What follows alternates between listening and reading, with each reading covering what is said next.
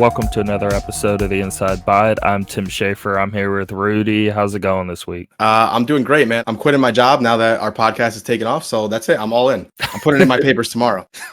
I finally got numbers back and it's looking amazing. We're getting a lot of subscribers and we only been doing it for 6 or 7 weeks now. And it's pretty awesome. Way better than I was expecting. So that's pretty awesome. Speaking of which, if you're listening in, I'm going to go ahead and make a Facebook page for it. Oh, good idea. Because I just would love to actually see some feedback on the show because it's just audio and you don't really get a back and forth with anything. So I would love to see some people saying what they like about it or anything about themselves. Just to know our audience would be cool. You know, if things start taking off, we could even start doing like, hey, we're talking about this. Put some questions in this thread, you know, and we could take from there. That'd be pretty cool. Exactly. Just remember this episode because we're going places, guys. So don't forget. You started school, so I did in the teaching groove now. Yes. So I started school on, it's kind of weird because I started on Wednesday was technically my first day, this past Wednesday. And that was a sort of some meetings, some time to fix things up in your room, you know, things like that. And so I did that. And then I went home Wednesday night, tried to go to sleep at a reasonable time, which of course the night before first day of school never works. I went in Thursday for first official day. Went pretty well. I was pretty happy with it. And then Friday, same. But the thing is, this year I have a new role. Basically, taking on more responsibility, you get a little bump in your paycheck. But part of that responsibility includes doing the bus duty stuff at the end of the day, which is just like a nightmare. So I didn't get home from school on Thursday and Friday. What are you doing? You're helping them like load the kids on the bus? Yeah, go down there towards the end of the day, maybe a little early as the buses start getting there. Yeah, and remember, these buses are busing kids around in the district from multiple schools, right? So you got, hey, they're over at this school that's 5 minutes away. And we have to wait for them to get here to get our kids. Oh, and so they're going to your school to then go elsewhere. Okay. Right. Or I think it's backwards. I think we come second in this case because we dismiss a little later. Okay. So basically, this is what it looks like. Picture me out in this big blacktop area, down by the school. And I got a clipboard. I got one other person with me. We got like walkie-talkies. And the one other guy is down towards the end where the buses are coming in. It's like, okay, I got bus 11 coming in. Make sure you put them in row 1. The bus comes and close. These are elementary kids, and right. They could be running all over the place and doing whatever. Yeah, so thankfully we start while they're still finishing up the day, right? So this is all while they're still in the building. We're kind of out there trying to get ahead of the game, right? But at the same time, you have a long line of cars that are parents picking their kids up that don't go on the bus, that just pick them up right from the school, right? It turns into, a mile-long line of cars. Then the buses are arriving. And they're like, hey, we can't get in. They're calling us on the walkie. Hey, we can't get in because these cars are blocking us. So now we're trying to figure out, okay, it's like a whole system, Christ. We're calling the teachers who are inside. This is how it would go. If you were going to pick up your son, hey, my name's Tim. This is my son's name. Okay, they look him up. Now, if everything goes according to plan, your son comes right out, you're on your way. But of course, it's not always going to go that way. Someone might roll up. They don't even remember their nephew's name, let's say. Yeah, I think it's like John. It forgot his lunch box. Right. And he's got to go back in class and grab it. And exactly. Holding up a line. And it ends up taking a long time, right? Once that's all finally done, the buses are coming in. This is where I come in. Okay, I'm trying to redirect the bus. You go here. You go here. And then slowly we're filling up the whole lot, right? And eventually, now you start seeing teachers walking down towards us with, of course, 10, 15 kids behind them. Then it's like complete mayhem. Now I'm in the middle of all these buses with a clipboard, and teachers are like, okay, I have 1 kid who's going to 11, 2 going to 5, 3 going to 7. Where are they? And I'm like, okay, turn back around, 7's over there. Right next to me, 11's right here. And that's what it is. We're all in there. There's a million people. We're trying to just, you go this way, you go this way. Then, of course, by the end of it, panic. It's crazy.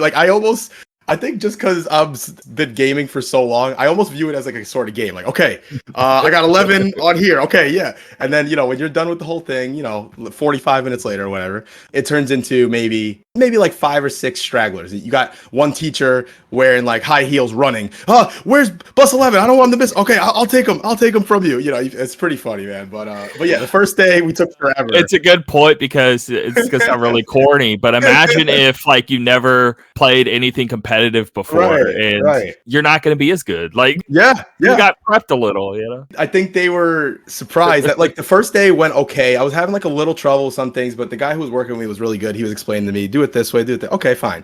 When I came in on Friday, I was on top of my game. I was like, all right, bus 11, 3 over there. I'll take these 2 to 7. And then like we finished like 30 minutes quicker.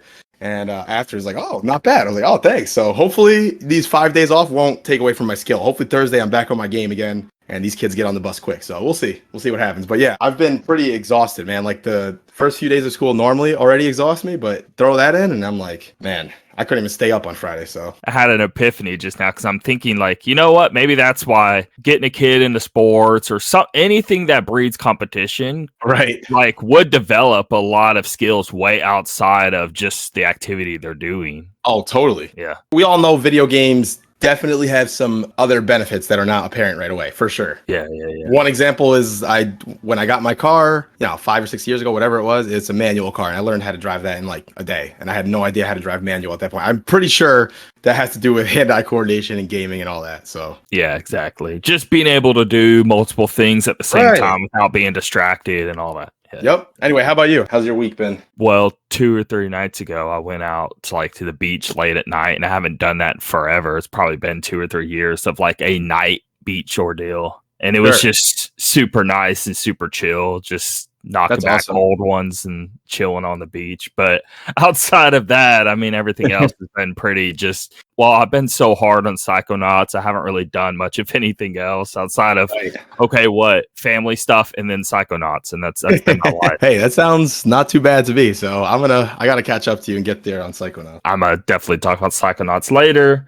I wanted to go into, so China, they are doing just the dumbest stuff right now. And the wording they're using, spiritual opium, right? It's what it's like with gaming. Gaming actually is heroin. Okay.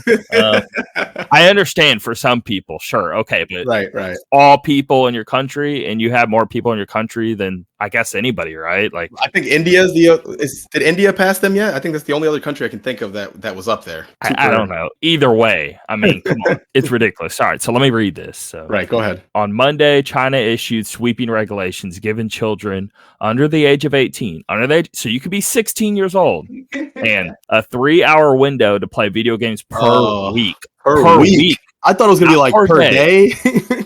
So that's like 1 hour on one day, 1 hour 3 days later, 1 hour. Dude, can you imagine? It's Monday. Maybe you get out of work a little early. You're 17 years old. Oh man, I just got Psychonauts 2. I can't wait. And you play for an hour. You're having a blast. You're like, oh my god, hold on. I gotta stretch this out. That would take a whole year to finish like a 20-hour game. It's ridiculous, man.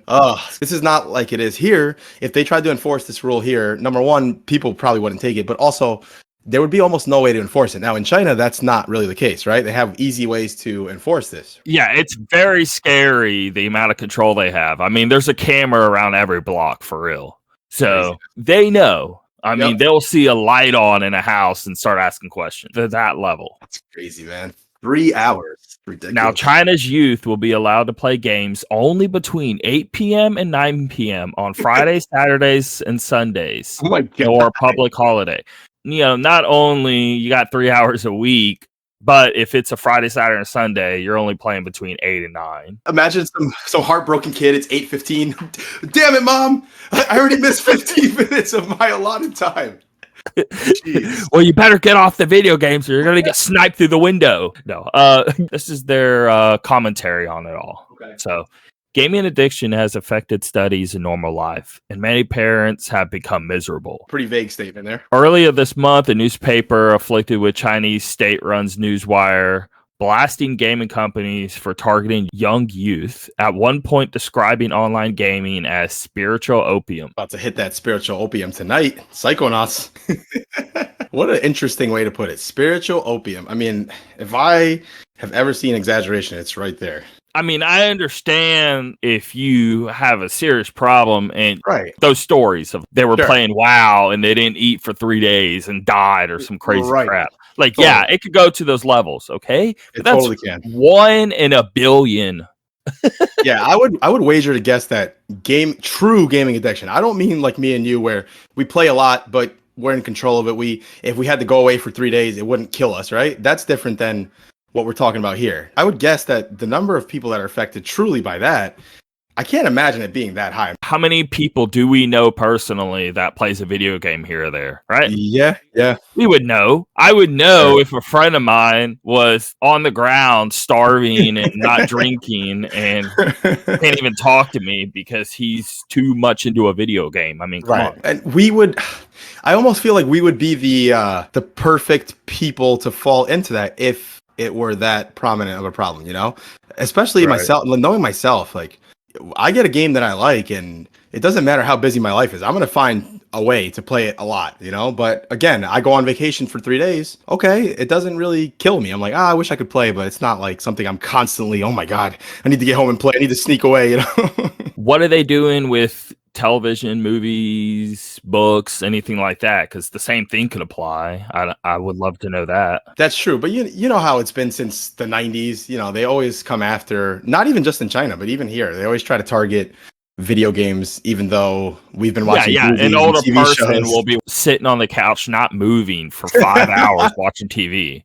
But we play video games for 2 hours, and now all of a sudden we're the biggest dorks on planet Earth. You know? Oh yeah, if we have a day on a Sunday where you know, your wife and kids are going out for a few hours, okay, you sit down, you play Psychonauts 2 for, let's say, 4 hours, right? Maybe you get up once or twice in between.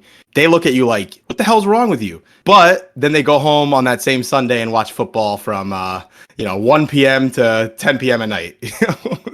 I would say that we're doing more than they're even doing because it's at least interactive. We're at least playing something. Your brain is working, you know? Yeah. As opposed to watching. One other thing I want to comment. So this lull of like 3 hours in a whole week, even if the kid, I mean, I still wouldn't be that low. I would at least understand if they were saying maybe under the age of 12 or something like that. But imagine being 14 or 15 years old, because I have very clear memories of me being that age and getting really sucked into a Final Fantasy or something like that. Right. There's no way you'd be able to actually enjoy any medium like that if you got 30 minutes that day and that's it. Like, you barely got a segment of it, and now what? You got to wait a couple days just to get the next 30 minutes to an hour. It wouldn't be able to sustain it. You wouldn't care. You'd be like, well, I guess I'm just playing crappy free-to-play mobile games in the brief time that I have because there's no way I'm going to get invested in a story. Right. I could see one of two things happening. Either A,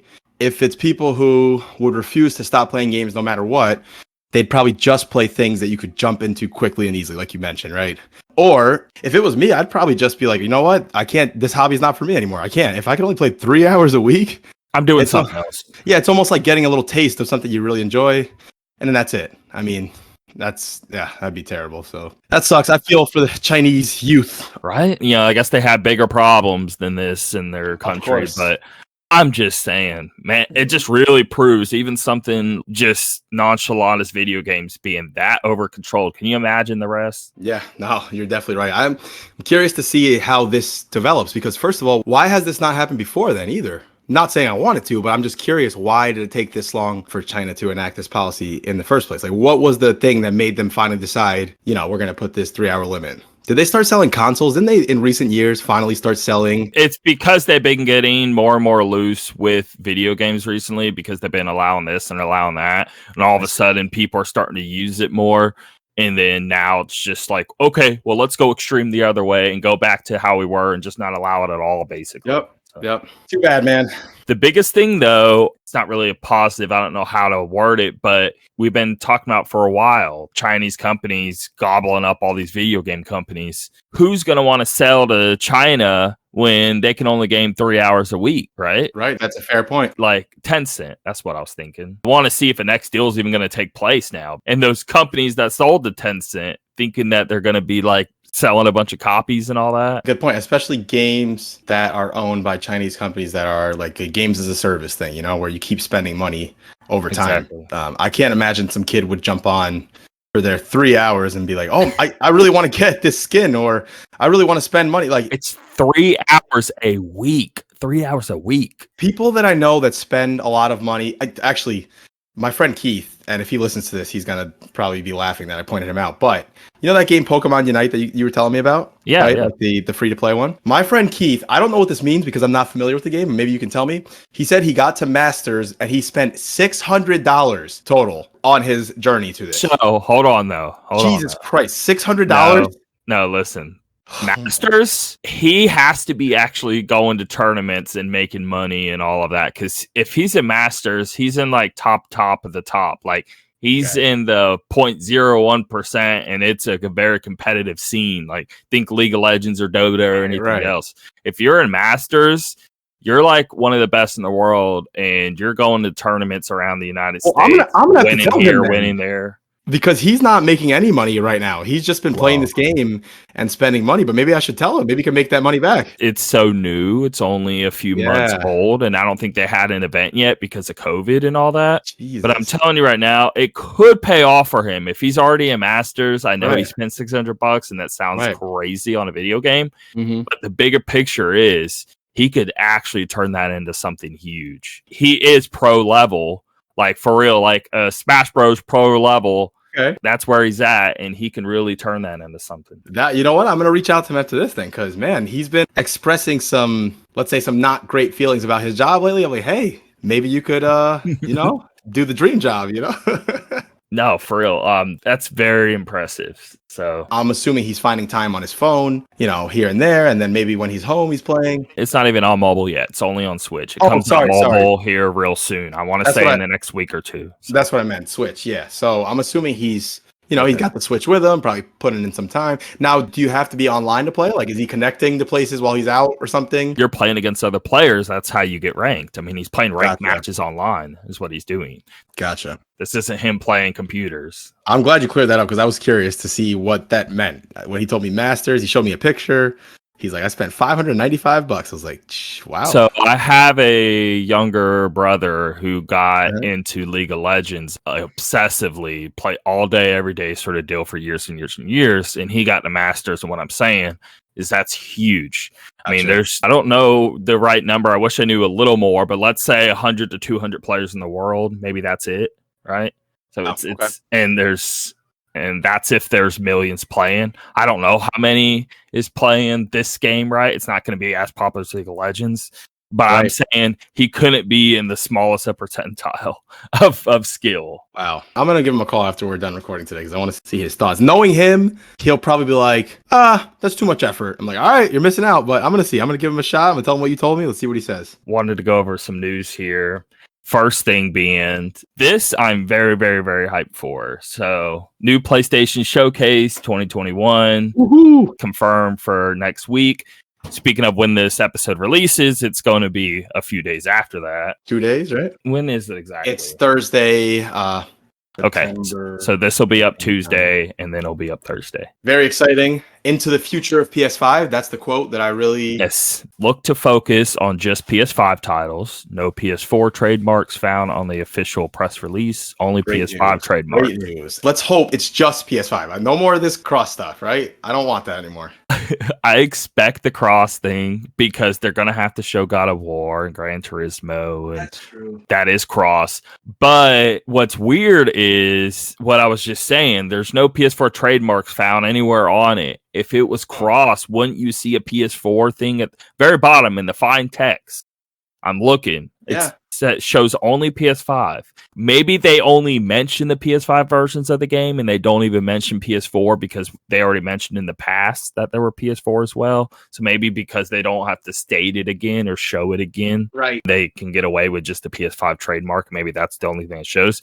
But I'm hoping, I don't see it being a reality, but I'm hoping it only actually is just PS5 and they just ditch all that. We already know about all that stuff anyway. We went over it like 4 times now. What if they really did just stick to PS5? Sony these days, it's like they're on two sides of the same coin, right? Like people are really high on Sony right now, but at the same time, anything they do that is even a little bit wrong, it really gets a lot of attention, I feel like, and sometimes justifiably so. But I feel like they would get a lot of backlash. People are in the boat of wanting PS4 and PS5, or do you think more people are actually wanting PS5? That's a good question. That is a good question. I mean, everyone, like anecdotally, I guess, everyone I speak to who has a PS5 is all about, obviously, just PS5. But even people I've spoken to who don't have a PS5 yet, and they're waiting, they're wanting it to be PS5 so that when they get it, they have these experiences that are obviously built for the PS5. You know, I know you have your people who feel differently, But I almost feel like we just got these consoles, okay? Me and you can clearly remember, even before we got the system, that we wanted games for that system. I don't understand That's true. like why all of a sudden people like, no, I need a PS4. Bro, when I had a PS3 before I had a PS4, I wasn't sitting there begging for more PS3 games when a PS4 was out. Put it on PS4. When I get the PS4, I'll play it. I don't understand. That was my whole thinking with getting the PS5. When I got the PS5, it wasn't going to be something used for third-party games and everything else. It was strictly going to be for PS5 exclusive. So I looked at what they had. Okay, Demon Souls is the launch game. Really into that. Returnal's coming out a little later. Ratchet's coming out a little later.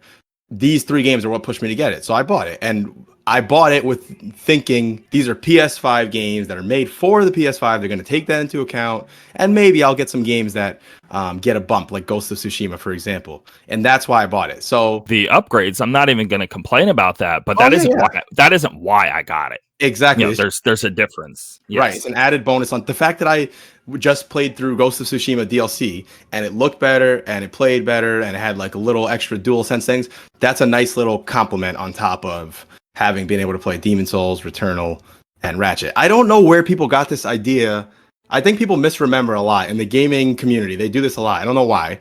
At what point people started thinking that when you have a console, the next console comes out and first-party games are always cross-gen. They're not. That doesn't happen. Like PS4, I remember I bought PS4 day one. I got Killzone Shadowfall, which was only PS4.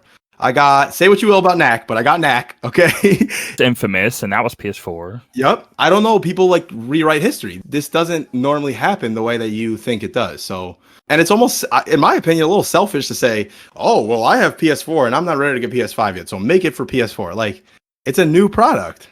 I mean, why does everything always have to cater to everyone, right? They got to, at some point, move on. And the head of PlayStation, but Herman Hulse, you know, whatever position he has now, he said something about, we can't just leave 100 million people behind like that. I'm like, you've done it. You're done it. Since of a company. What are you talking about? Right, exactly. They do it. They've done it multiple times. So yeah, it's kind of silly to me, but I'm hoping, like you know, we get this new broadcast. Let's just quickly think of maybe 2 or 3 things you want to see. Like for me, obviously I want to see a new God of War. I would love to see maybe something brought back that they've had on the back burner for a while, like Resistance or something, maybe the new Last of Us multiplayer.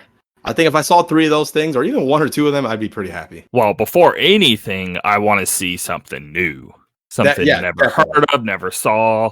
Definitely. Whole new IP, just to showcase PS5, some new Unreal Engine 5 game, or some new engine that they built first party, whatever. Yep. That would be super exciting.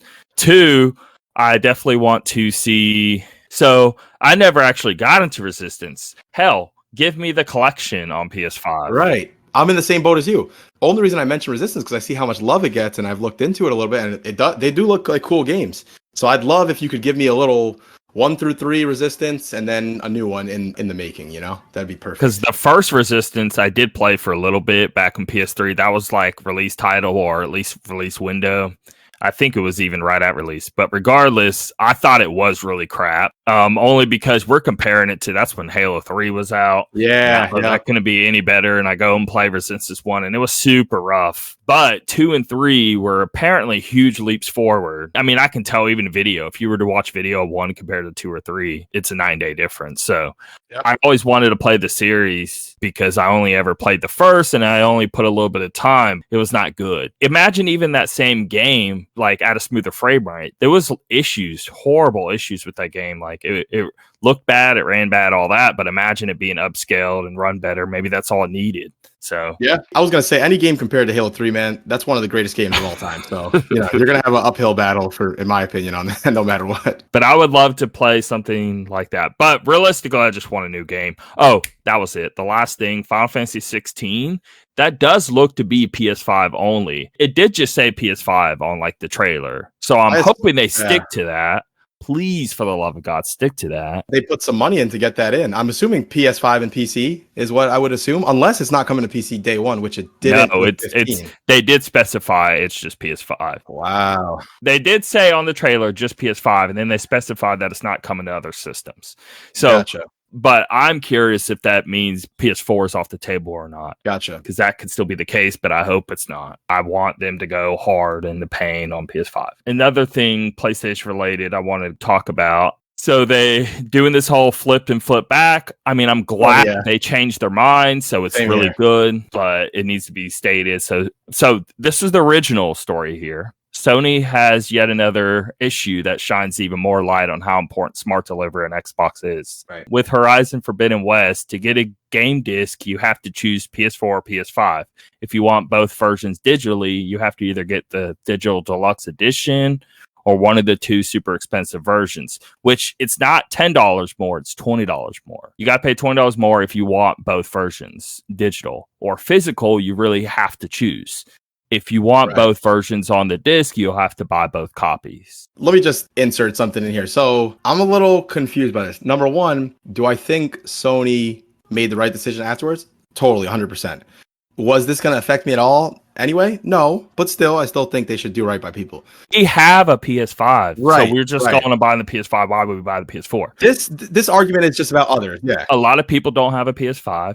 Right. I want to go buy Horizon, and then when I get a hold of a PS5, I would love to have it on there. Right. So that I get, and even though I don't think this is going to affect as many people as these Facebook groups would have you think, I still think that the right thing to do is to do what they did. Yes. It's the image. Yes. Why would they want to look lower than they've already have lately? They've already had a million stumbles and falls and all this. Right. And you're going to do another mistake? But why do people want to buy a version that comes with PS4 and PS5 version? That kind of has me a little confused. Like, no, just trying to buy the game and then just run on whatever system they have. Like, okay, but it's only because of the other side. So I buy an Xbox game, it runs regardless of what Xbox system I have. I'm not thinking about we want the barrier to be removed. We don't want to have to think about this crap. I go and buy a game and it works on whatever system that I have. On Xbox, if I were to buy, I don't know, a brand new, let's say a first party game, Halo Infinite, let's say, okay? Even third party, it doesn't even matter. First or third. You buy it, you just have it.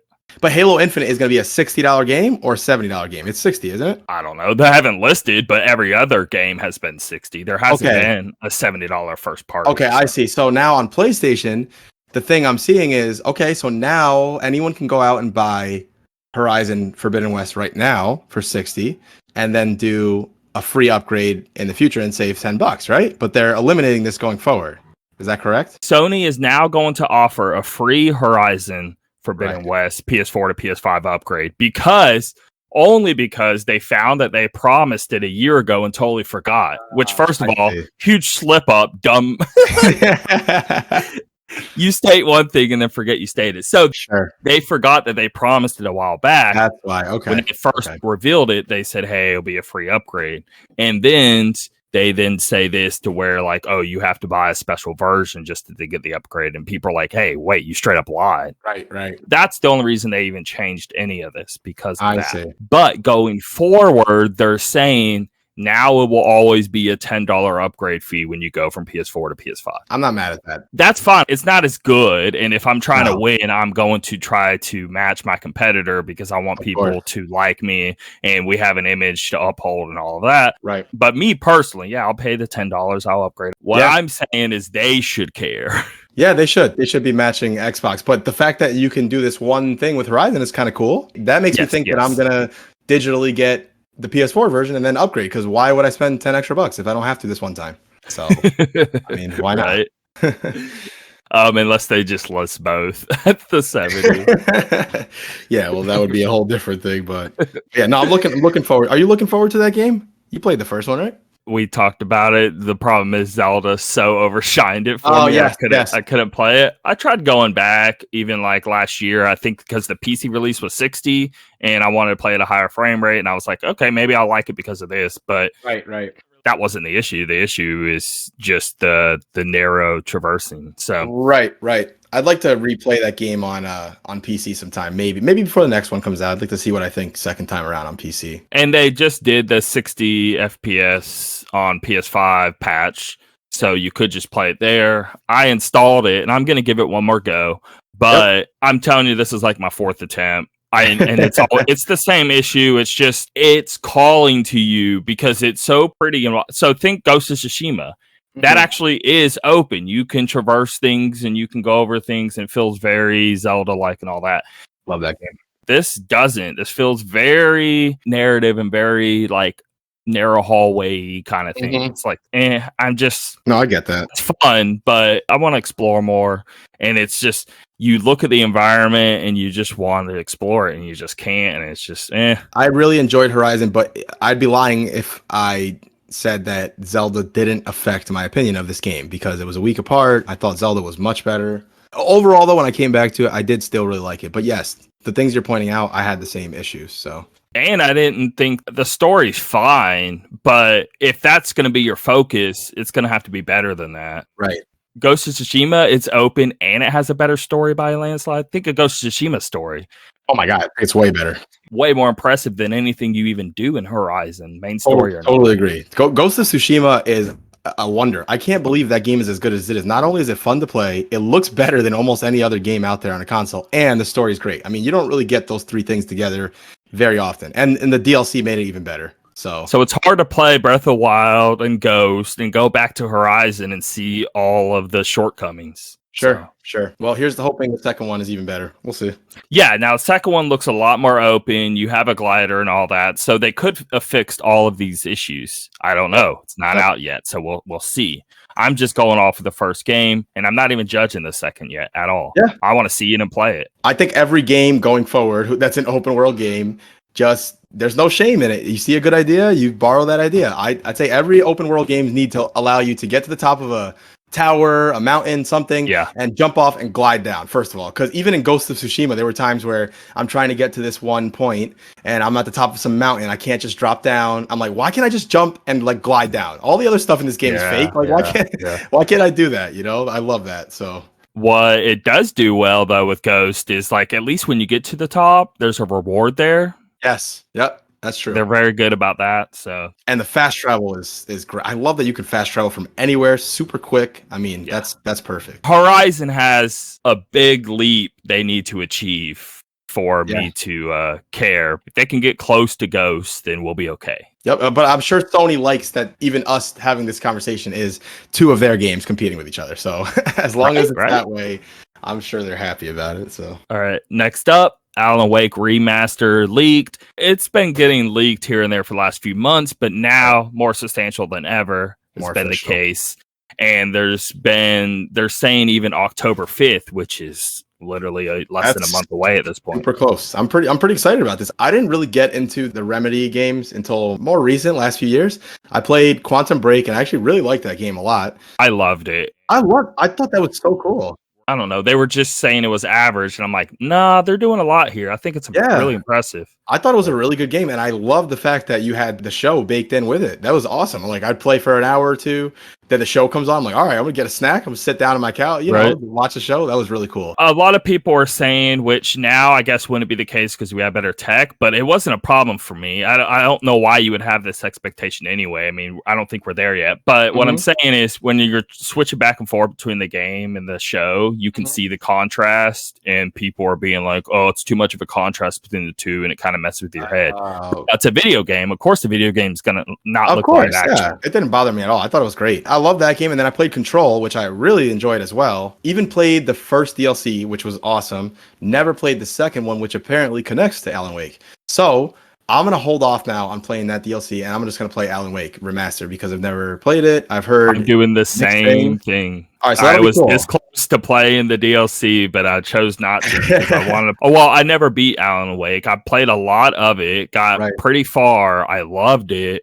I can't remember what happened. I think I had a 360 at the time and got rid of it, or it messed up. Something happened with it. So we'll have to play it at the same time and see what we think, and then maybe come back. I've been dying to play that game anyway because I wanted to play American Nightmare, and apparently that got perfect 10s from so many critics. Wow. And I really, really wanted to play that as well. So I want to replay that.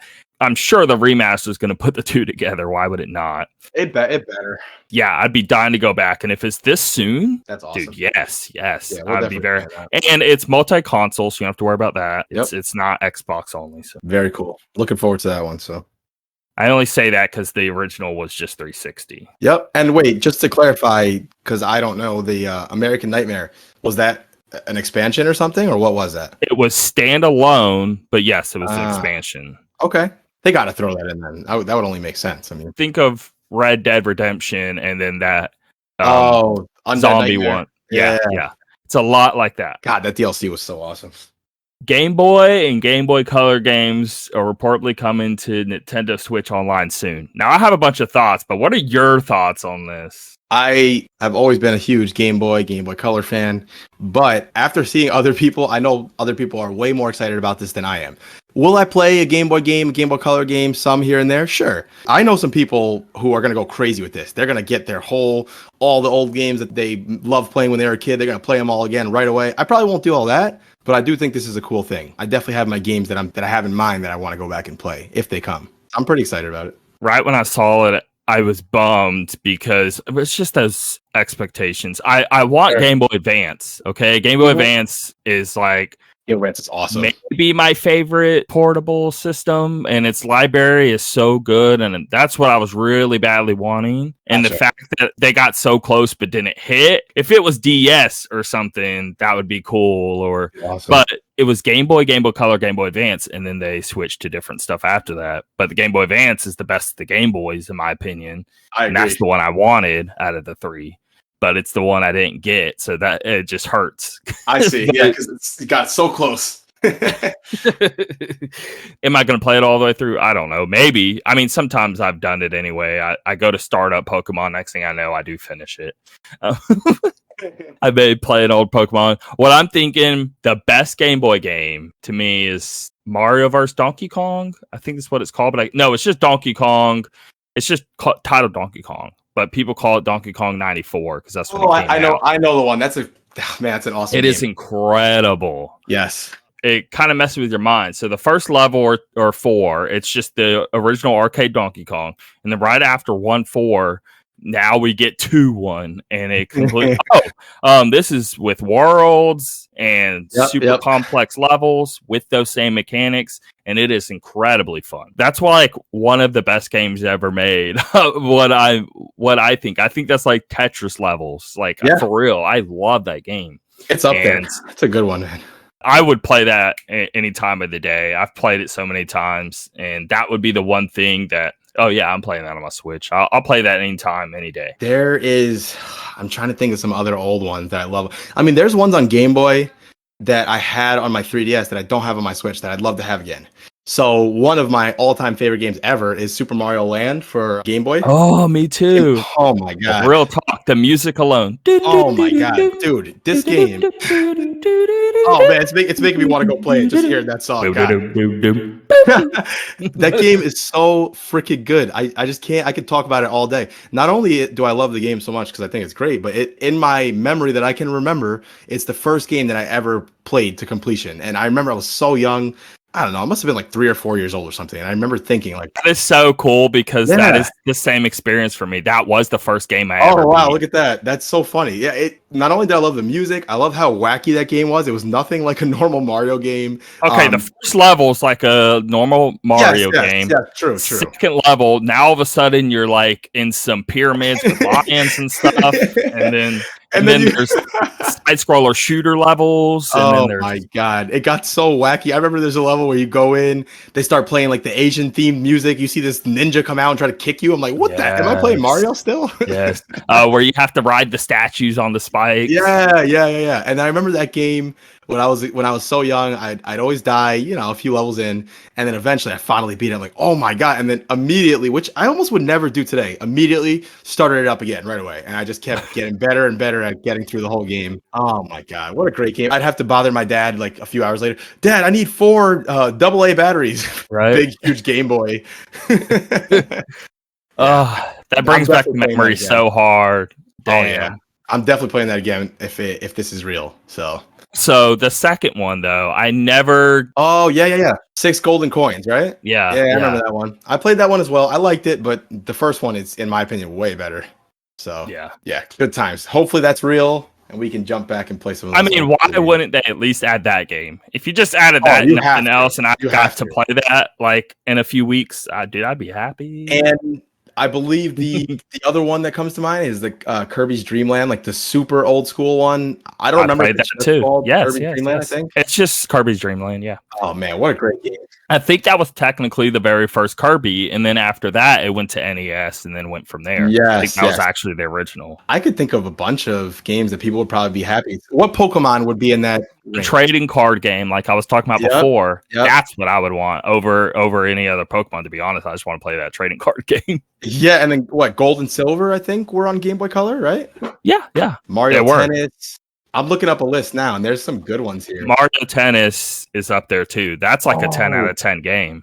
So. Dude, Wario Land 3, man, that brings back memories.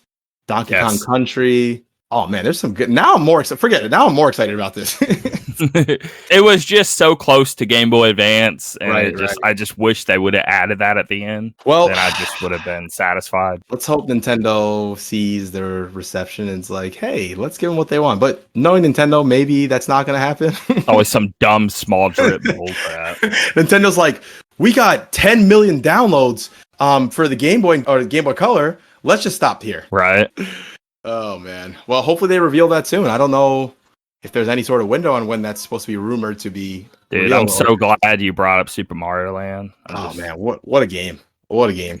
All right. I need to get that on Switch somehow, so hopefully we can make that happen. About to mod my Switch tonight. Next up, PlayStation Plus games for the month. They finally released them way later. You know, I'm sitting there looking for like the 20th, 29th. The second. We got Hitman 2 PS4, Predator Hunting Grounds PS4, and then the PS5 game Overcooked All You Can Eat. It just includes 1 and 2 into one package. Gotcha.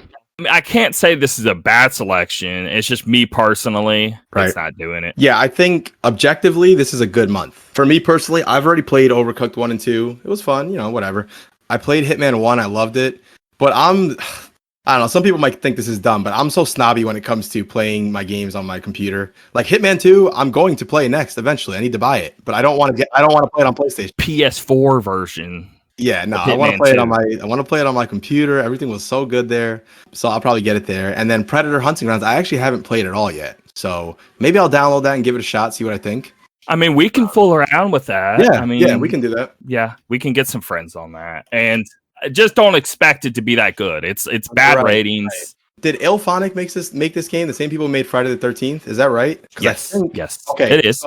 So I actually, it was so funny. I feel like it was myself and just 3 other people who we loved Friday the 13th. It had a lot of problems, don't get me wrong, but we really enjoyed that game. And anytime I'd suggest it to someone, they'd be like, I'm not playing that dumb game. Are you serious? I'm like, come on, man. It's so fun being Jason and sneaking around again. Everyone. It was really fun. So I want to see if maybe they took a little bit of that and put it in Predator with more experience. You would assume so. I would definitely think so, yeah. All right, so I wanted to talk about one last thing that got me very excited. And I saw that the Uncharted collection is rumored to be revealed this week. The first article I saw, it said it will reportedly be revealed on September 6th, which surprises today. Now, we still have the rest of the day, sure, but I don't see that happening today. I don't know why it wouldn't be part of the presentation on Thursday. If it is on the presentation for Thursday, I'm going to be super excited about it because I love these games. I like some more than others, but overall, I think they're all really good games. Uncharted 1 is the only one that's kind of rough to play through. Like if I was to replay the collection again right now that I have, I'd probably skip 1.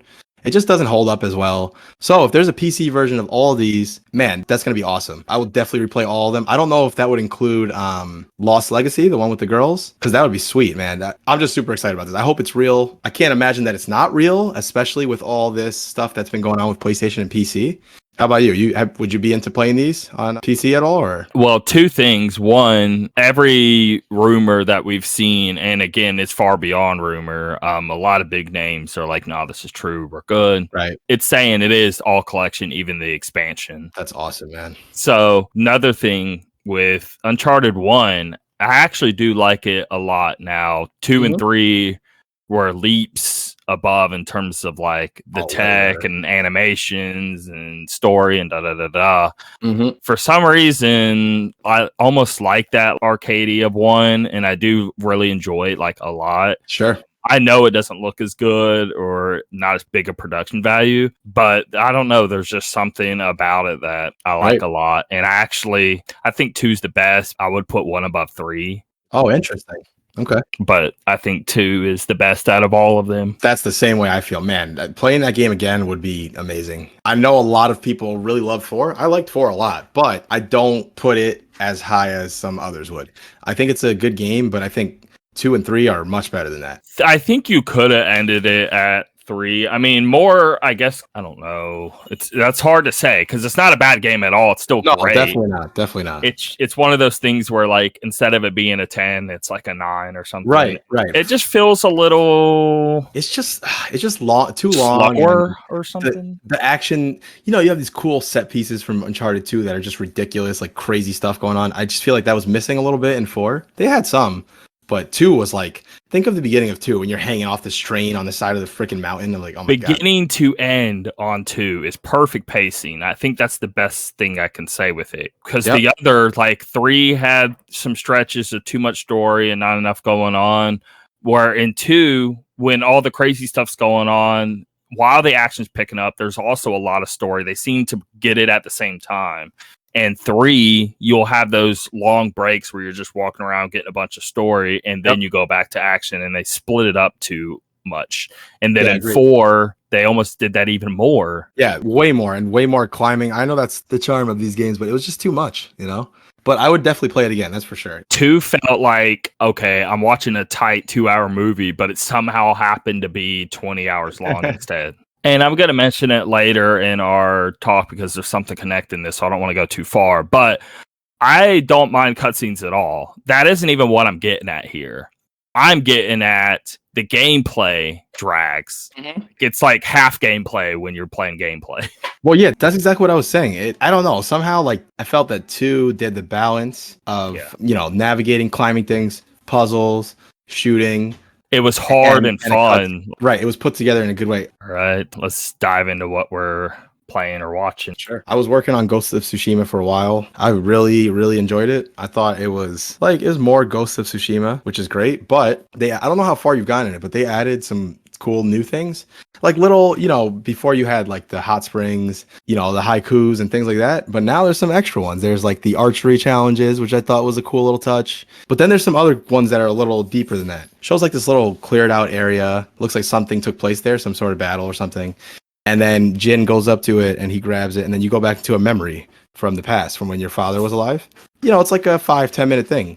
And it shows you some sort of memory that happened with your father. So I thought that was a really cool touch. There's like maybe 6 or 7 of those. And you get a lot of background about Jin's father and kind of what led to everything in this game. So I thought that was pretty cool. It's great though, man. It's more Ghost, which if you like that game, you're definitely going to like this. It's long too. It's like, I want to say I spent like another 10, 15 hours on it total. If I was trying to get all the points of interest. If you went just the story, probably 10 hours, maybe a little less, maybe like 8. Even 8 is still a good length for an expansion. Yep. And what I liked about it is it doesn't contradict things in the original story. Jin's with his uncle. I was wondering like how they go about that, but I mean, don't ruin anything. No, of course. But I'll just give you the premise. That's, what they say right on the description. It's cool because the island of Iki is obviously separate from Tsushima, right? But they're dealing with their own conflict, with this band that the Eagle is the leader of this group, and they're terrorizing them there. So it's almost like you're going and just trying to help them out. And in the process, your father has some history there as well. So you're learning about your father's history there too. If it spoils anything, don't say anything. But does it take place after the first? Yeah. Yep. It doesn't spoil anything. Yep. It just continues right on. So it's really well done, man. Again, you look at Ghost of Tsushima when it's coming out, you think this game isn't going to be a deep game about the story or anything, but man, definitely wrong about that. It paints a light on your father. You got a lot of background, and you know how Jin is. Jin is always so, respectful, honor his family, all that stuff, right? So he's a great character. I was very surprised on how well he's made and how good his acting is, I guess. Totally agree. He's a very believable character, Yeah. Definitely check that out. When they were showing it off, were you thinking what I was thinking, where Sekiro was out, or they were both seemed to be coming out around the same time? I don't know. I remember seeing both games and being like, just thinking that Ghost, they were just trying to copy Sekiro. I definitely thought that at one point. I thought Ghost was going to come out and be a Souls-like, which obviously we were very wrong about that. For not as well done Souls type game that Sony was trying to do to like cash in on the genre or something. Yep, exactly. And it's definitely not that. So. It's definitely not that at all. It can be a challenging game for sure, but it's definitely not that formula. It's actually kind of a lot more moving parts going on. I don't think it's as tough, but that's fine. That works for Ghost. Ghost is like a open, free game, you know? It's Wind Waker, but adult. Yeah, yep, totally agree. So yeah, it's so funny how I recommended Psychonauts to you and now you're done with it. But I got to catch up myself because I was already super excited for Psychonauts 2. Obviously, from the things you've said about it, I'm even more excited, the reviews. I didn't want to get too deep into it until I can actually sit down and play. Like last night I was going to play, and then my son was kind of, not going to sleep and stuff. I was like, let me just stop here. I don't want to go further. Tonight, I'm going to really dig into it, start experiencing, going into people's minds and all that. I can't wait for that. The last one that impacted me this much, right? Super Mario Galaxy, the first one, because the second one is amazing, but the first one was the first time they did it, and then with the second, you just get kind of more of the same. That impact of, I've never played anything so original. It's so like fresh ideas and something. Now, I know it's a sequel, and the first one I didn't play much of. I'm sure if I played the first and played this, but I saw multiple people say, okay, they played the first, but they still felt the same way. I think I sent you a clip of some guy saying, like, I played the first game, I loved it, but this game still felt like one of the most original things I've ever played. I could totally see that. The whole time I'm playing, my mouth's just like wide open. I'm like, I can't believe they have to be on 20 hits of acid the whole time they're creating. I don't understand it. It's that Mario stuff. I don't know any better comparison because every world is so insanely different. And it's like, how do they even begin to come up with this? Oh, man, that's awesome. It is very different than Mario. Right. The biggest difference is when you're in Mario, it's all abstract. You're going from world to world, and there's no meaning to why this world is the way it is. With Psychonauts, there actually is. There's actually a whole lot of meaning. It's very, very deep and important on why the world is designed the way it is. Awesome. I really can't wait. Yeah. I can't wait to start getting into certain worlds, be able to talk about it, see what you thought about it. So it's like playing Odyssey and you're like, dude, did you see the food world? Right? That's the discussions you'll be having with this game. Yep. So I'll definitely update you on that one. And lastly, I've had Bravely Default 2 since it came out. I really like the game a lot. And I know I don't know if you've played it yet, but I know you would like this game. Yes, I do. Because it's extremely a JRPG. It's like to a T a JRPG, but it leans into it very heavy for almost, they know they're leaning into it, so they're leaning in even more. They're almost messing with the player, being like, hey, go ahead and like this fast forward through these battles. Maybe you want to adjust the way these RPG elements even were. Yep.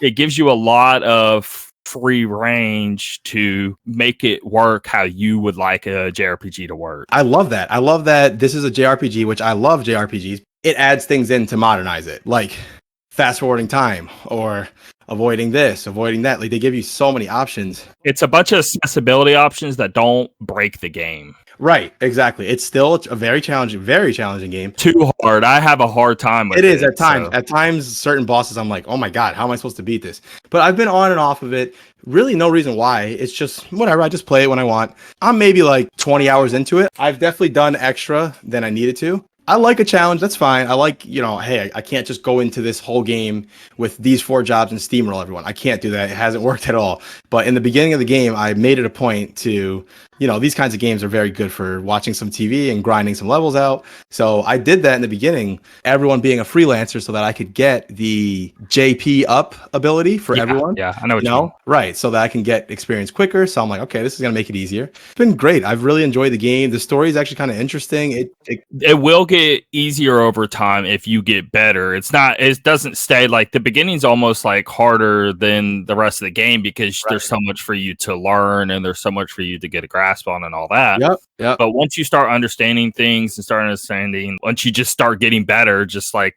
a lot of games, obviously, then it starts getting easier. But obviously the challenge goes along with you and all that. I don't want to say it's like easy by the end, but at least it goes from like, let's say very hard to a hard or normal once you start getting better. Right. The game so far in the 20 to 25 hours I've put in, there's never been a point yet where it felt easy. It's definitely felt either challenging or very hard at certain points.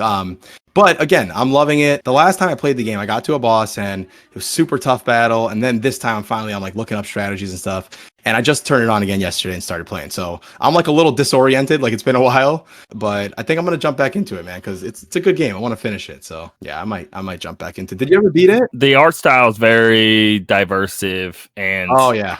I like it. I mean, it's like chibi and all, but I like it. I think it's cute. I think it's really well.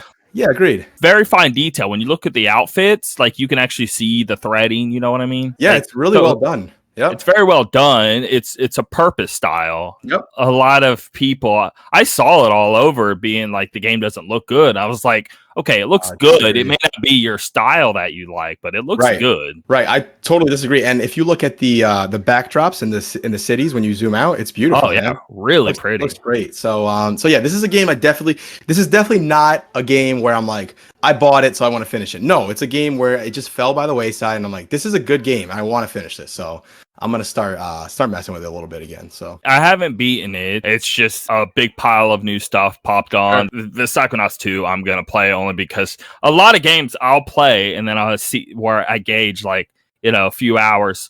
Okay, where's the importance here? And do I want to continue? And do I put this over that and all that? Right. Lately, I've just been getting like huge bangers that I just are right up my alley. Sure. But once I finish, which right now probably, it would be a good time, but Tales is like days away. Yeah. I've been waiting for this game. Like I'm very big into the Tales series, and it's been like 6 years. Like I was saying, I have to put this on number one. Sure. Because this may be some game of the year contender based on that demo I played. So all right, cool. Here's another important thing to that conversation too. I'm playing Hellblade because Jesse was saying, hey, if there's one thing take away, play that. So I'm like, okay. And I really do want to like listen to people's, at least want to play someone's like favorite game. You know what I mean? Yep. He loves that. Be good. In the game, it branches off kind of early to where there's like 2 doors. You go down one door and it's a whole long journey. I just finished that, got back to the original area. And now I'm about to go down the second door. So then I can open up this main thing. I don't know if that's the end of the game or if that's just, I haven't looked up to see how long it is or anything like that, and I honestly would rather not. I'm just going to keep going. I feel like I played at least a third, if not half the game so far. Okay. What's hilarious is the complaints I was having, I was saying during the show, whenever he was talking about the beer and stuff, I kept getting stuck because of the puzzle was with the environments. Worst puzzles. I hated those puzzles so much. When I played it just now, I solved it no problems. Isn't that funny? I don't understand. I'm like, I was having the biggest struggles with this. You know what it was? Dude, I was right at the end. And I think I just remember back when I played it last time. I had one more tiny section to go and I was done. And I gave up right before the ending of it. And I was like, oh my God, I thought there was so much more of this. Literally less than 5 minutes away from finishing that whole segment. Oh my God, that's funny. Well, yeah, hopefully you're enjoying it more this time around. I know. I am. I understand people. This game actually is incredible. Now that I know how to go through the puzzles, I went through it. I only spent maybe an hour tops on all 3 sections. It was not bad at all. Because I think just because I remembered or I just figured it out easier, because it has been, I mean, it's been 2 or 3 years. It could have been about some cautiousness. I don't know. All I know is I solved it really easily. I just was going one point to the other, no issues. I mean, the combat's amazing. The graphics are amazing. The music's amazing. Obviously, you need the headphones and then you get all the talking. I'm playing it like late at night. I'm like a little bit scared, but it's beyond scary though. It's more of just like, I guess like an anxious feeling more than anything. I'm very anxious when I'm playing them. I played my first like real boss. There's little bigger enemies and stuff. I got to play the boss. Man, was he hard. You have to be a true gamer, I guess, to play him, because this is some Dark Souls bossy stuff, like real talk. It's very hard. But, I beat him. That's one of those moments you got to reach into all your skills over the last 20 years. All right, I'm going to whoop this guy. I'm like literally shaking as I'm playing, Dude, that feeling is why I love Dark Souls games so much. Man, that feeling is beating so fast. And then like I'm this close and then I die, and you're like, oh god. I'm gonna give Hellblade another shot at some point. Jesse's the one who really made me want to try it again because the way he talks about it, I almost feel like jealous. Like, man, why can't I feel that way about this game? So It's incredible. It's I'm incredible. gonna I'm gonna give it another shot. I love it. I love it. I'm so happy I'm doing it. So. Yeah, good thing. Good thing. I'm sure he'll be happy that another person tried it again and enjoyed it more. So. And then I finished Psychonauts 2, but we already talked about that pretty much. We're good. Just know if I rated games all day every day and I was some professional critic, I am giving this a 10. I just am. I can't think of a single issue I have with it. The music design is incredible. It does that thing that a good game does. Think God of War. Okay. As you're playing, things get more epic. The music ramps up. It dials down. It's not just two settings of louder or quieter. There's tons of in-betweens depending on what exactly is going on with the exact same track, on if they add more to the track or if they add less to the track or the volume. I can't wait to dig into this game. It just sounds how I felt already with the first one, just better. So super excited. 10 out of 10. All right. And then I finally watched 28 Days Later. I'm so bad about watching movies and TV shows, and especially movies. Yeah, I'd never seen it before. Nice. And a friend of mine was like, basically, we went across it trying to figure out what movie to watch. And it's been like almost a year since I've even sat down to even try to pick a movie. Because I don't know. I've been so in the gaming stuff, and I feel like I'm just wasting time watching a movie. That's exactly how I feel. I've heard so many good things about it. He was saying all the right things, though, of, hey, the camera, like the camera equipment isn't that good. When I'm watching it, like, yes, the camera quality is a little bad, but the direction of like where they shot and how they shot is really well done. Yeah. It's just the tech itself isn't that good. I love that movie. I remember when I watched it all those years ago, I remember thinking like, wow, I think this is going to be the start of these movies kind of taking off. Of course, there were zombie movies before that, but that was one of the first big ones that I felt people here really started picking up on it and like, wow, and they did it differently, which is what I like the whole hyper speed, they're all going crazy. It's 2021 now. This movie came out, 2003 or 4? Quite some time ago. Yeah, something like that. I'm very surprised. Like, okay, well, a bunch of movies had plenty of time to copy or make better. There still isn't. This movie, incredibly well made. I'm watching this and I'm like, dang, movies today can't even do this. It's so good. I loved it. It's one of the best movies I've ever seen. Like, I'm seeing it for the first time. I'm like, man, I hate myself never seeing this.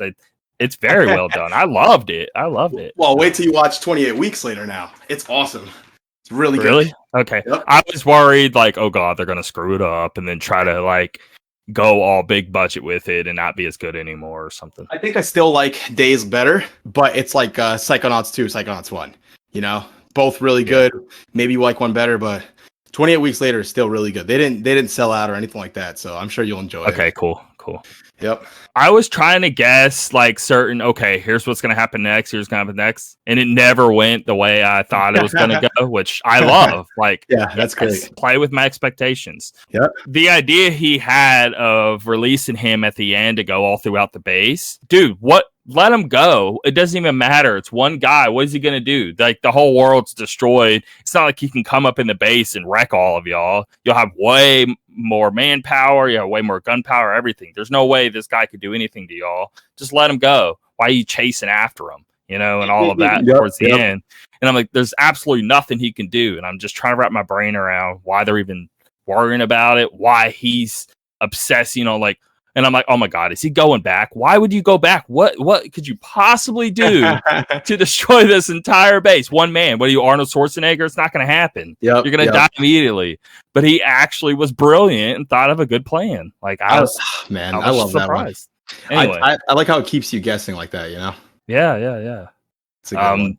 But the direction was amazing. Just where they decided to shoot from the cameras and like the way they just got the characters and like, I don't know, almost different angles than the usual. Very well made. I don't get how this hasn't been better achieved by this point because it's quite older now. You would think, but unfortunately we're not there yet, I guess. And the worst part of it all is they made 28 Days Later, 28 Weeks Later. They were supposed to make 28 months later, I believe, but there was some sort of conflict with some, disagreements with this and that and some legal stuff. So it looks like it's not going to get made, which really bums me out because, man, the first two are awesome. So, all right. So, new game watch. First, funnily enough, I mean, just a coincidence that it's on here, but Bravely Default 2, of course, is coming to PC now, September 2nd. If this was a game that wasn't so incredibly long, I'd probably be like, let me play it on PC. But no way am I starting over again after what I've put in on Switch. So I'm sure that'll look good on PC. That'll be a nice little bonus there. The Steam Deck was already out, you know. Yes, that'd be a different story. Yep, for sure. Okay, so another game that I feel like so many of these games I've played already and are coming now later to somewhere else. Medium coming to PlayStation 5. I would love to hear your thoughts on that because I have thoughts as well. Yeah, so I played the Medium. I quite enjoyed it, but I remember them saying things about the tech in this game is only on the Series X and all this stuff, and I was like, I feel like this game is going to eventually come somewhere else, and then sure enough, here it is on this PlayStation 5. This is the horror version of Ratchet. Oh, right. Exactly. We could have done it on a PS3. Right. Yeah, people making some interesting statements. So yeah, I hope people play this game because I thought it was pretty good. I liked it. You know, it was enjoyable. I thought it was. I mean, not as good, but it's very Silent Hill like. Yeah, it is.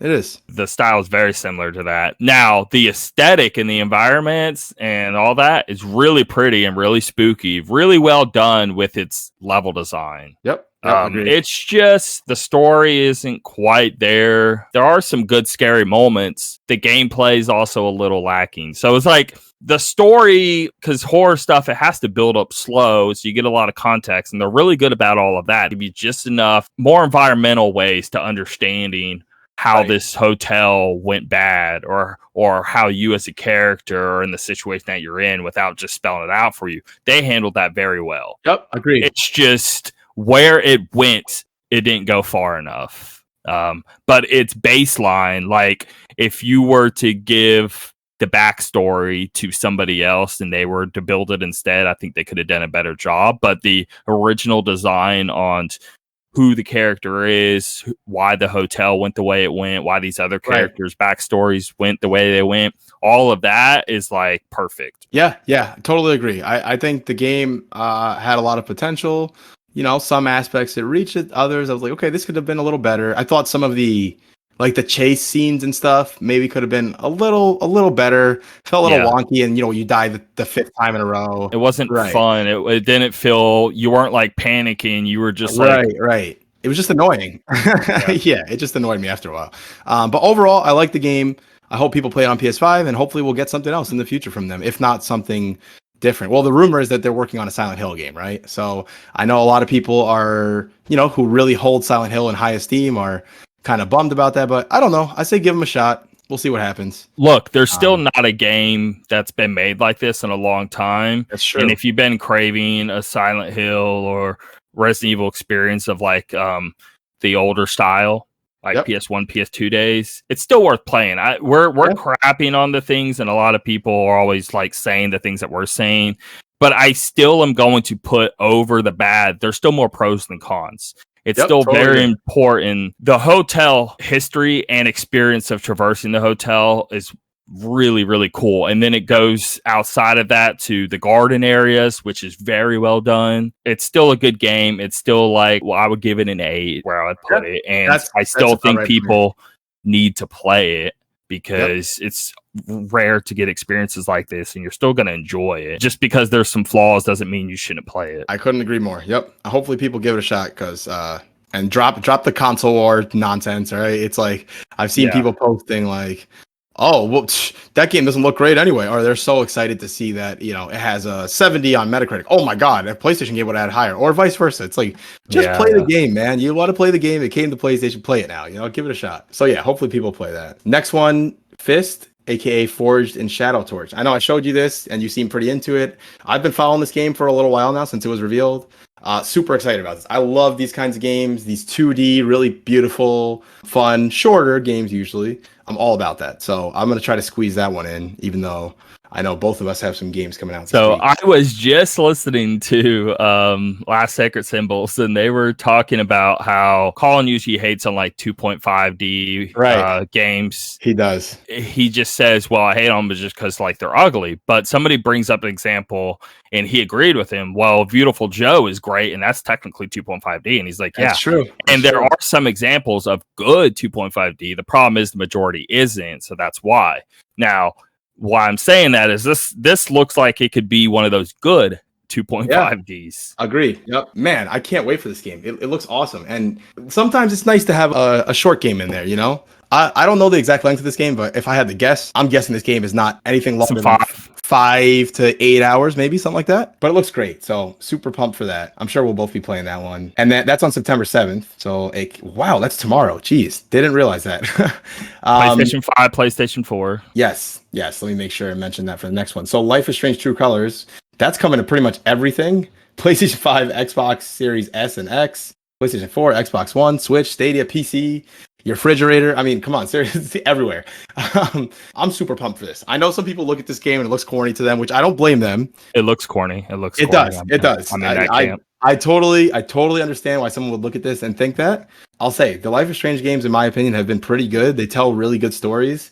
And this one looks like they've just made everything better. They've refined their engine. It looks a little better. Looks like there's some new cool mechanics. I know, I get it. The idea of you can feel people's emotions. I get that that's super corny. As a game mechanic, maybe it might be cool. I don't know. So I'm curious to see how that one does. I'm guessing Strange has done more good than wrong for me. So I am gonna play this. I'm just looking at any gameplay and video of it, and it's not exciting me at all. But you still need to give it a shot. Yeah, we'll see. I totally get that. If anything, if you wait a few days, then I can tell you what I think, and then maybe that can give you an idea at least. So yeah, I would love to hear your thoughts. Yeah, definitely. We got that. And then next, NBA 2K22. That's on the same day, September 10th. PS5, Xbox Series X, S, PS4, Xbox One, Switch, PC.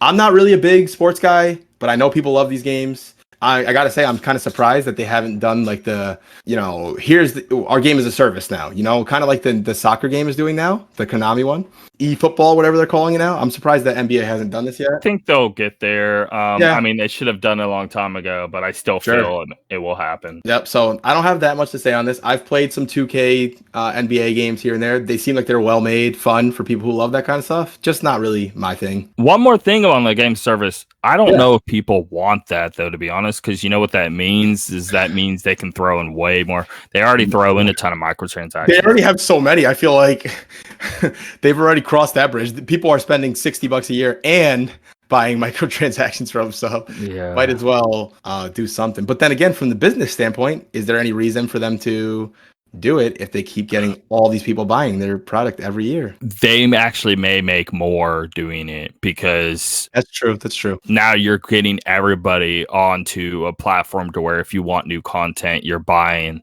like specific new content. You're not like buying the game and then a lot of people don't spend money. You're getting people buying nothing but microtransactions, and it's almost like those free to play games end up making more in the end than games that cost $60. That is a fair point. That probably won't change anytime soon. Then we have Tales of Arise, aka Tim's most hyped game, coming out this week. PS5, Xbox Series X, S, PS4, pretty much everything except Switch. Looks pretty, looks great. Runs great. Yep, I'm sure we'll hear way more about that next week. And then finally, Warioware, which, man, I gotta say, this game I'm so back and forth on. Not because I don't think it looks good, because I think it looks really good. It's just, man, I've been spending a lot on games lately. I'm like, this is a game I'll probably play here and there. I'm with you. I'm not dropping 60 on it. The problem is Nintendo with sales is also hard to get. So I don't know. I'll have to get it another time. I really badly want it. Yep, same. I'm going to put money towards something with a long story and something really important to me. And something that have fun for a few hours here and there. Yeah, that's exactly how I feel about it. So we'll see. It looks fun. My son seems to really like it, and he's only 3, so a game that he likes is kind of making me want to get it. But I might hold off for a bit. Let him just play the demo for a while. Right. But yeah, I'm curious to see how that game does. I'm assuming we should be seeing some reviews soon for not only Life is Strange, but Tales of Arise and WarioWare. I'd assume those are all coming in the next What's the day? The 6th? They could hit today. Next few days, yeah, possibly. I know Nintendo, most times it's like a day or two before. Life is Strange, I feel like I should have seen that already. But yeah, we'll see. We'll see how all three of those games do. I'm sure, I have a feeling Tales of Arise will probably be the highest rated out of those three, if I had to guess. At least for your sake, let's hope so. And Fist might get a good review too. Some good games coming out this week. This is pretty packed, actually. How did Bravely Default 2 do on PC, like review-wise? Okay, yeah, everything that's popping up is the old review. The Metacritic for PC, no score yet, but there's a few user reviews. 9. Yeah, we'll see. Looking good. Yeah. I mean, it's the same game. It's not really. It's I guess like the graphics could be improved just because of resolution or something. But yep. And now our most controversial topic of the week. Boom, boom, boom. All right, hold on. Before we start this, real quick, give me like 5 minutes. I gotta use the bathroom really bad, and I don't want to be getting halfway through this. Yeah. All right, sorry about that. I'm good now. On to our main topic of the day, which is hot takes. Now, if you are not familiar with what hot takes are, basically unpopular opinions, but ones that really seem to make people kind of angry. And I guess, Tim, you tell me if you agree with me. I guess we're pretty reasonable people because I had a hard time coming up with some of these. Like I was really trying to dig in. I guess that most times I don't really, I'll have opinions that differ from everyone else, but they're never like ridiculous, you know? Most times at least. I was having a hard time. Yeah. So let's see how these do. Let's see if this makes anyone mad. But anyway, my first one is probably the least offensive, in my opinion, at least. Maybe some people would disagree, but my opinion is that the Fast and Furious movies are just terrible. I just hate those movies so much. I hate that they're so popular. I hate when I see a new one coming out and everyone's like, oh man, is Vin Diesel gonna get together with his family this time? And I can't believe The Rock did this. I love The Rock. I hate those movies. Okay. I can't stand how dumb that, like, listen, I don't mind that they're fake movies. That's fine. You can make a fake movie, but there's certain points that they just get too ridiculous. Okay. Like, look, if they handled it correctly, yeah, you can go into the cheese and you can go into the ridiculous stuff and it not be real and all that. Right. But in the movie, they aren't showcasing it that way. They are showcasing it as if it should be happening. Like it's perfectly normal that it's happening, and I don't know if that's even some meta game on it, but I don't believe it. I believe maybe in the last movie or two, maybe they finally were like, yeah, a lot of people keep saying this, so let's just say that's what we're doing. I think they actually were thinking it was badass and cool and trying to make cool stunts, but it was unbelievable dumb stuff. Like, well, anyway, okay. Continue. So just to clarify, I'm not speaking on this as someone that has seen all the movies. I have not, okay? This is just based off, I watched the first 3 movies. Now, many people tell me, Rudy, you got to give it another shot. They change a lot. After the first 3, they change drastically. Okay, that may be true. But that's like when you tell someone, hey, the game gets good 50 hours in. I'm not interested anymore. And what I'm seeing does not make me want to continue anyway. The first 3 were a little more grounded in reality.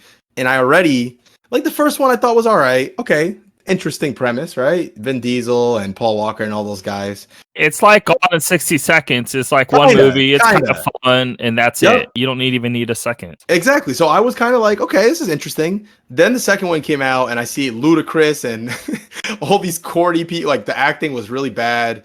I was like, oh, this is kind of losing me a little bit. I was like, I'll give it one more shot. Then I watched Fast and the Furious, Tokyo Drift. Lil Bow Wow was in there. That's a deep cut. I don't know if people remember him, but back in the day, little rapper. Yeah. Super corny guy. Okay. The movie was just so stupid. And after that, I was like, I'm not watching these anymore. And so to my dismay, as we continue over the years and I see people posting online, oh my God, Fast 5 was incredible. I can't believe how good it is. It just makes me so angry. They're on 9, right? I know. I'm just thinking of when I first started seeing people really going crazy over them. And then when Paul Walker died, rip Paul Walker. It seemed like a cool actor. I remember people, on Facebook posting like, it was so emotional, so well done. It should win an Oscar. I'm like, just stop. Please stop, okay? I feel okay, everyone feels bad that he passed, but let's not give a pass to this terrible movie now because a guy died. I really hate those movies. I refuse to watch them. Maybe am I being stubborn? Sure. But that doesn't mean I'm going to ever watch these movies. I can't. I just can't do it anymore. And that's all I have to say about those movies. Well, at least for me, I agree. I don't like them. Maybe I'm not. I just don't care. I just don't. Those Right? movies are dumb. I'm over it. I don't really watch them. I did though. Tokyo Uh-huh. Drift when Okay. it came out because that's when I was still like trying to be like, okay, like maybe I'll like this one. Maybe I like this one. I didn't Right. like any of what I watched, and I watched even ones after that. And I still didn't like it. But with Tokyo Drift, I do like import cars like a lot. Okay. Okay. So I'm big into racing games, really big into the car side of it. It had nothing to do with how the movie was made or Sure. the actors or anything like that. I legit am being a nerd over the cars and enjoying the Japanese import cars. Right. And I like the one song, the I wanna Oh yeah. Wonder if you know. Yep. Yep. Definitely know that one. I did actually like that song, and then I did like the cars. So I enjoyed it, but like I'm still not watching the next because of it. The story or the characters, anything like that, I could care less about. It's really Sure. bad. It's like some people say that with Top Gun. They're really into planes, so they enjoyed that movie, but it's not because they really enjoyed the story or anything. They actually Yeah. genuinely enjoyed the planes. So The first few movies of these, I know they did have these real cars that were, coming from other countries, and people got really into all that stuff. That kind of makes more sense to me. But I know they quickly abandoned that, and it just got so ridiculous. It turned into some crazy action movie, and it's not even about the cars anymore. It's not even. They're hopping out of helicopters on top of semis and all this. Right? Mess. Didn't they drop the Fast out of the title? Am I wrong about that? I remember seven was like Furious 7. Oh, yeah. I don't know. I think they dropped either or because I remember something about, I think it was it Fast 9? It wasn't even Fast Furious 9. 9. I don't know. Either way, it's bad. Those movies make me so mad. I know people will be like, well, why can't you just let people enjoy things? They can enjoy it all they want. I'm just saying how much I hate those movies. That's all. I don't hate a lot of things in media, but man, I think they're terrible. They're unbelievably bad, in my opinion. Yeah, it looks like Fast. It looks like the 9th one, according to Wikipedia, is just called F9, like Fast 9, I guess. Okay. And then, the 2017 movie, number 8, was The Fate of the Furious. And number 7 was Furious 7. So Fast and the Furious 6 was the last one that was actually labeled that way. And then the 4th one was also just called Fast and the Furious. Like, you know what's a dumb movie, but still good? It's like something like Napoleon Dynamite. It's technically that's a good movie. It's dumb. It's stupid. There's like what? Like, but at least it's like well made. I don't know. At least there's character development. Like, God. Anyway, whatever. I absolutely despise those movies, so I don't think that's that crazy. Maybe a big fan of it would be upset with me, but overall, I think people would probably technically a hot take because it's very, very, very, very popular. Yep. I mean, the amount of money they make is through the roof. That's why they keep doing it. So probably ridiculous. It's technically a hot take. Yes. Yep. All right. Fair enough. All right. What do we got for your first one? I think buying an Xbox Series S, not X, but even an S, $300. Right. I think buying an Xbox Series S is better than buying a PS5 right now. Interesting. And I have reasons here. So one, which I'm big on, and I know you are too, but there's plenty of people, I can't see past 30 frames. Oh, yeah.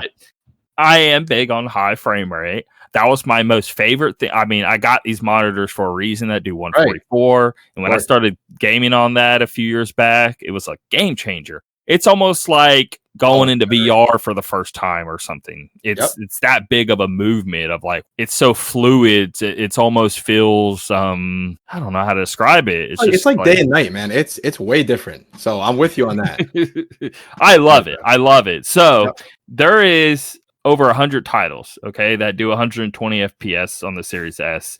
And I'm starting to think, because there's only like 15 on the PlayStation side, and I think why is because the CPU is a lot better on Xbox, and CPU has a lot more to do with frame rate than the graphics card does. I'm wondering if that's why. Now, I don't know. I wish I knew, but that's my theory, because there's so many games to where Xbox gets the 120, but PlayStation doesn't. And why would that be the case? It's not like a developer's purposely going to be like, yeah, well, screw Sony. I'm not going to put it on that. I'm only going to do it on Xbox.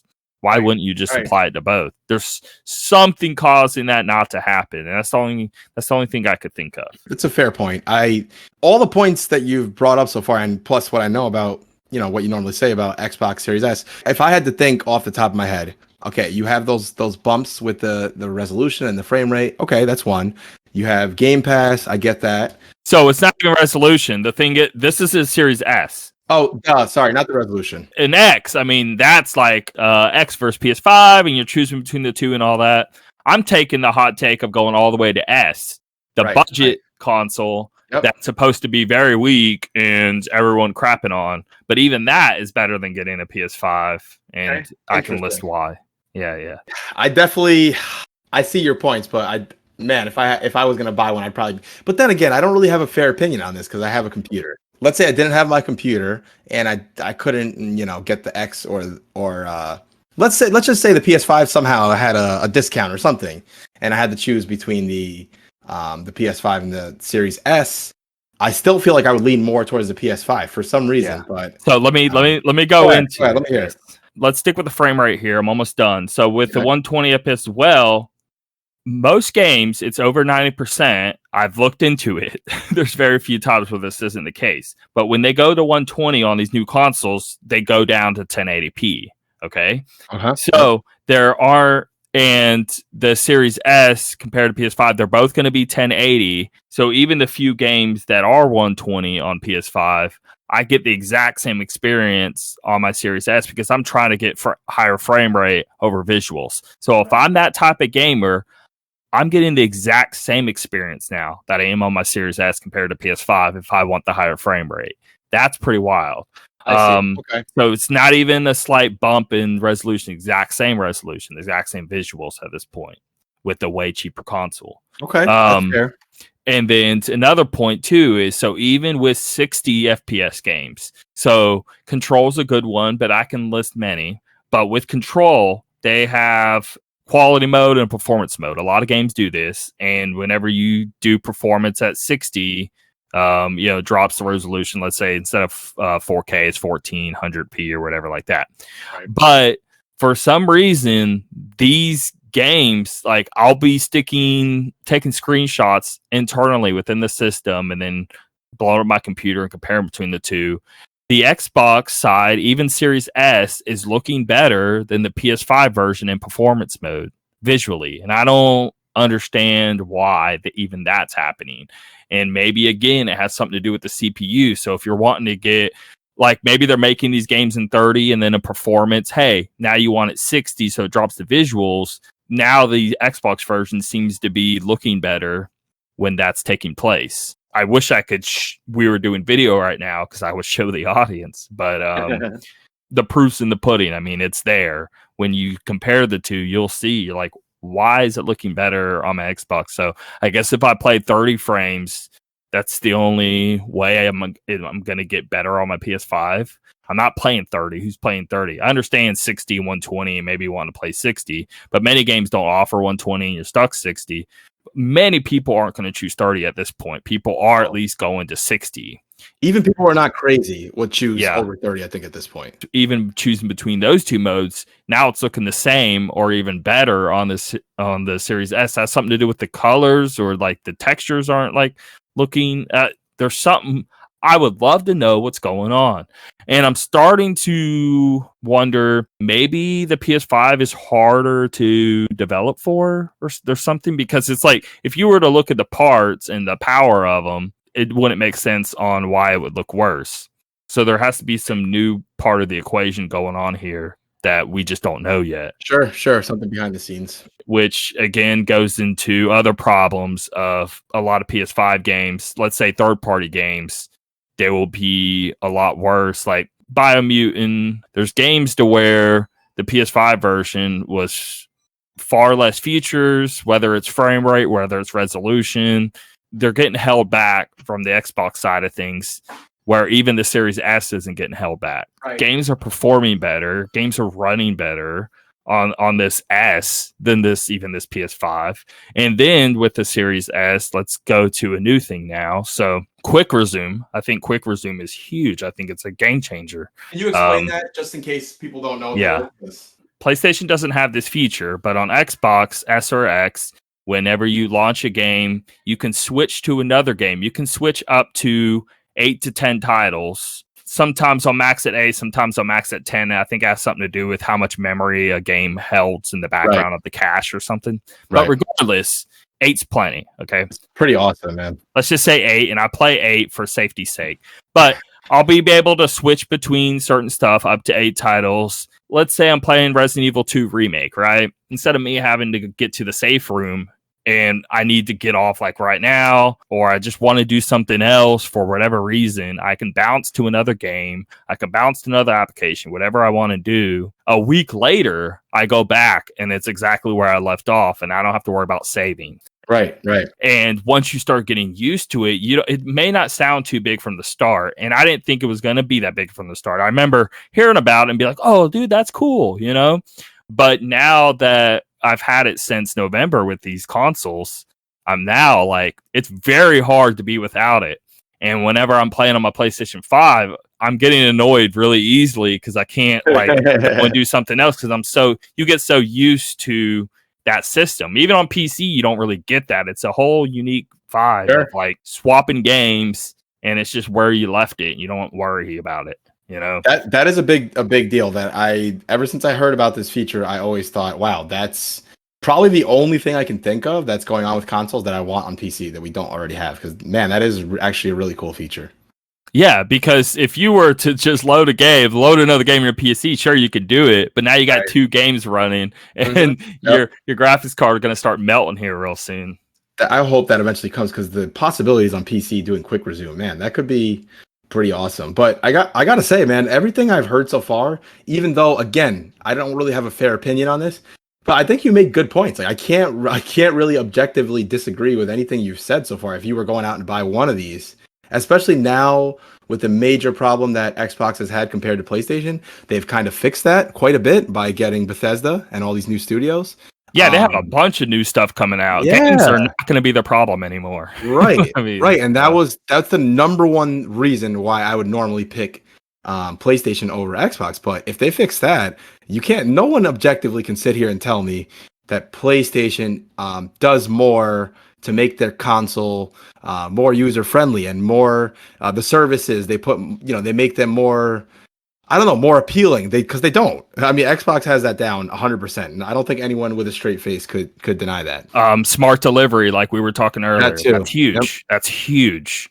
I buy a game, it just works. I'm not transferring saves. I'm not having to pay extra for an upgrade. I'm not having to not get an upgrade at all. So I'm playing an original Xbox game. I launched Ninja Gaiden Black.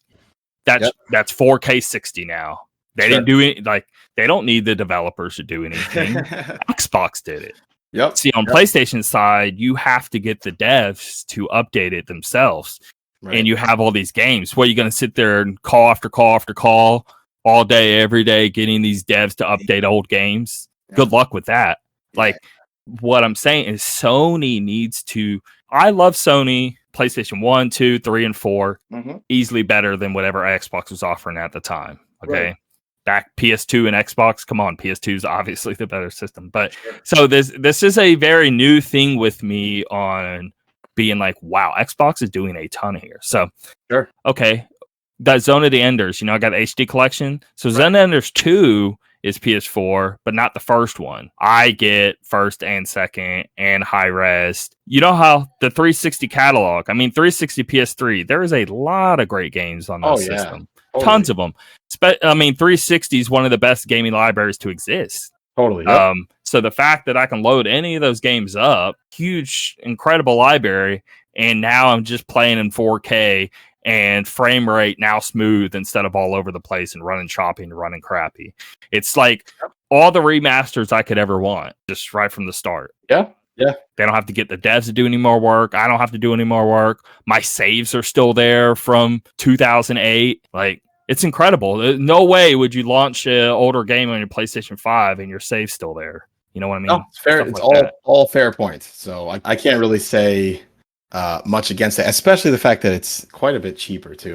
That's huge. So yeah. No, I don't. And then storage solution. Right. So the storage solution on PlayStation Turbo right now. They just got the beta with the SSDs working, but people are already breaking their systems. Even if they get the speeds that support it, unless like Sony has to themselves come up with a list of this drive is safe and this drive is safe, because people are sticking drives in their system and then crashing the whole thing because it just happened to not support it, but you don't know if it supports it or not.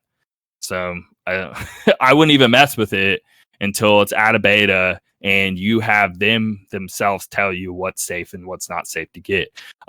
You overheat those things, even if you get so you have to not only put in the SSD, the M2, but it also needs a heat sink on top of it. If you don't put a heat sink in with it, it will overheat. And even if you do put a heat sink on it, what if you don't have a good heat sink on it? And people are having heating issues with that as well, even though they had a heat sink on, and causing system issues as well. So it's nothing you should be messing around with right now. But I'm still worried about the future. What about, okay, a year or two, now it's official. It's not like all these issues are going to go away. People are still going to run into problems. So like someone going to the store and buying a drive and it overheating in their system. And now all of a sudden, like they mess up internals. Yep. It's a very dangerous game. But the fact that you can just pop in a memory card thing in the back of your system on Xbox and you're just solved. Super simple. Yep. You're good because they're making it themselves, and it's not you having to figure out what works and what doesn't work, and you having to open the system up. On top of that, it goes beyond that. I plug in an external drive into my Xbox. Okay, I can't play Series X and S games on it, but I can still get the optimization of X and S. So on PlayStation side, it doesn't work like that. It only will play PS4 native. If you run from any other drive outside of the internal. Gotcha. I still get the Xbox benefits from an external drive. I just don't get the loading. You know what I mean? So, right. Yep. No, it's all good points. So there's a lot to it, and there's far more, and it would take hours to talk about it all, and it's too long of a subject. Very much stick by the fact that the better services they offer, and then of course you have Game Pass and all of that. And now you can just pay, like $10 a month, and now you have access to hundreds of titles, but you're getting it all through the system. You're not like going to a separate application. You search a game. If you have Game Pass, you're just downloading it instead of having to buy it, but you're going to the same places and it's working the exact same way. I got you. It's not like an extra service to where like, oh, it's PS4 titles, but hey, what if I wanted the PS5 version? Okay, Neo could be on PlayStation Now, but I'm getting that PS4 30 or 60 FPS version. What if I want the PS5 120? Well, I'm buying it. But on Xbox, what if I want the 120? It doesn't matter. It's the same. It's smart delivery. I download it and it works anyway. I just get the better benefits because of the better system. So anyway, no, those are really good points. Actually, I just wonder how it would go if you tried to post that opinion in one of those Facebook groups. But all jokes aside, I can't really disagree with anything you've been saying. I guess if you have a PC that you're keeping up with, it really just depends what else people have going on. So like I've mentioned, for someone in my position, probably it would make more sense to get the PlayStation. You're good. Right. If you don't, however, then I could totally see getting that and maybe saving some money, and down the line you grab a PlayStation later on when there's more. So most people don't have a $2,000 PC. Right. That's pretty safe to assume. 2,000 is being modest, by the way. So I won't even go further than that. You know what I mean? Like that's not much of a point, because not many people have a high gaming PC. I mean, you're absolutely right. But I always talk to my friends about this. Like the computers that we have got to be, I think we researched it one day. It's like, the top, 2% of what people have in their homes for computers, normal people, Yeah. So, that makes a lot of sense what you're saying. So hopefully people consider that, especially if they've been holding off. So anyway, that's my hot take number one. Go on. All right. So my next one, as we all know, I'm a very, very big From Software fan, and I'm going to go as far as to say, not only does From Software make good games, I just personally think this opinion used to be only contested by Nintendo games, and that maybe has changed in recent years, and I'll tell you why. But I just think that From Software makes games that are just not only as good as everything else out there, I just think they're a cut above everything else out there. I mean, and when I say everything else, I mean 99% of games. Let me give you an example of what I mean. So for a long time, some From Software would come out with a new game, and I would think, yeah, there's a ton of other good games out there. But the only games that I truly think are on the same level as this, or even close to it, are Nintendo first-party games, which I still feel that way. Like Breath of the Wild, for example. With Nintendo, I think why First is dropping right now, because I agree, First is dropping right now. Last 2 years have been pretty bad.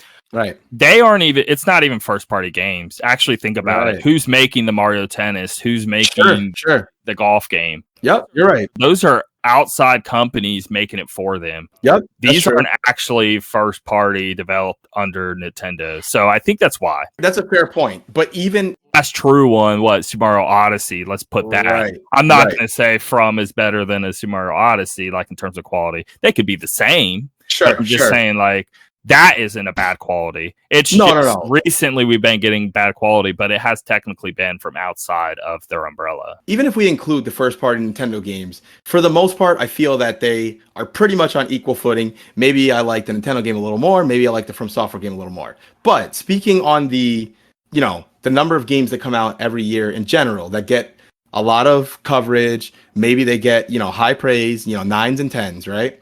I think that From Software games are way better than these games. I think a game like Sekiro, for example, if I think of all the games that I've played last year, let's say, or even this year, I just find that they make games that are better in almost every single possible way. So a lot of people look at From Software games and they think on surface level, okay, you made a hard game. That's the whole draw of it. And anyone who plays these games and really digs into them knows it's so much more than that. So I'll start telling you some of the reasons why I feel this way. Not only do they design these games like extremely intelligently, like Bloodborne, for example, you play Bloodborne and you go through all the different areas. Everything is, and I know both of us have harped on this a lot about games being too samey with their environments. Bloodborne and the Dark Souls games, no way. They are so good at doing the opposite of that. Every single area in Bloodborne, I could tell you, just a quick screenshot, I could tell you exactly where you were. I could tell you all the lore about it. I could tell you what enemies appear there, everything, right? And so one of the things Bloodborne did that I thought was just genius is as you're playing through the game, you get pretty far into it. I want to say maybe 20, 30 hours in maybe.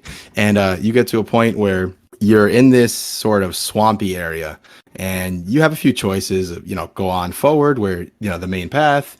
There's maybe a cliff to the right you can go, and then there's something off to the left, but it's kind of hidden, right? It's like a little alcove kind of thing.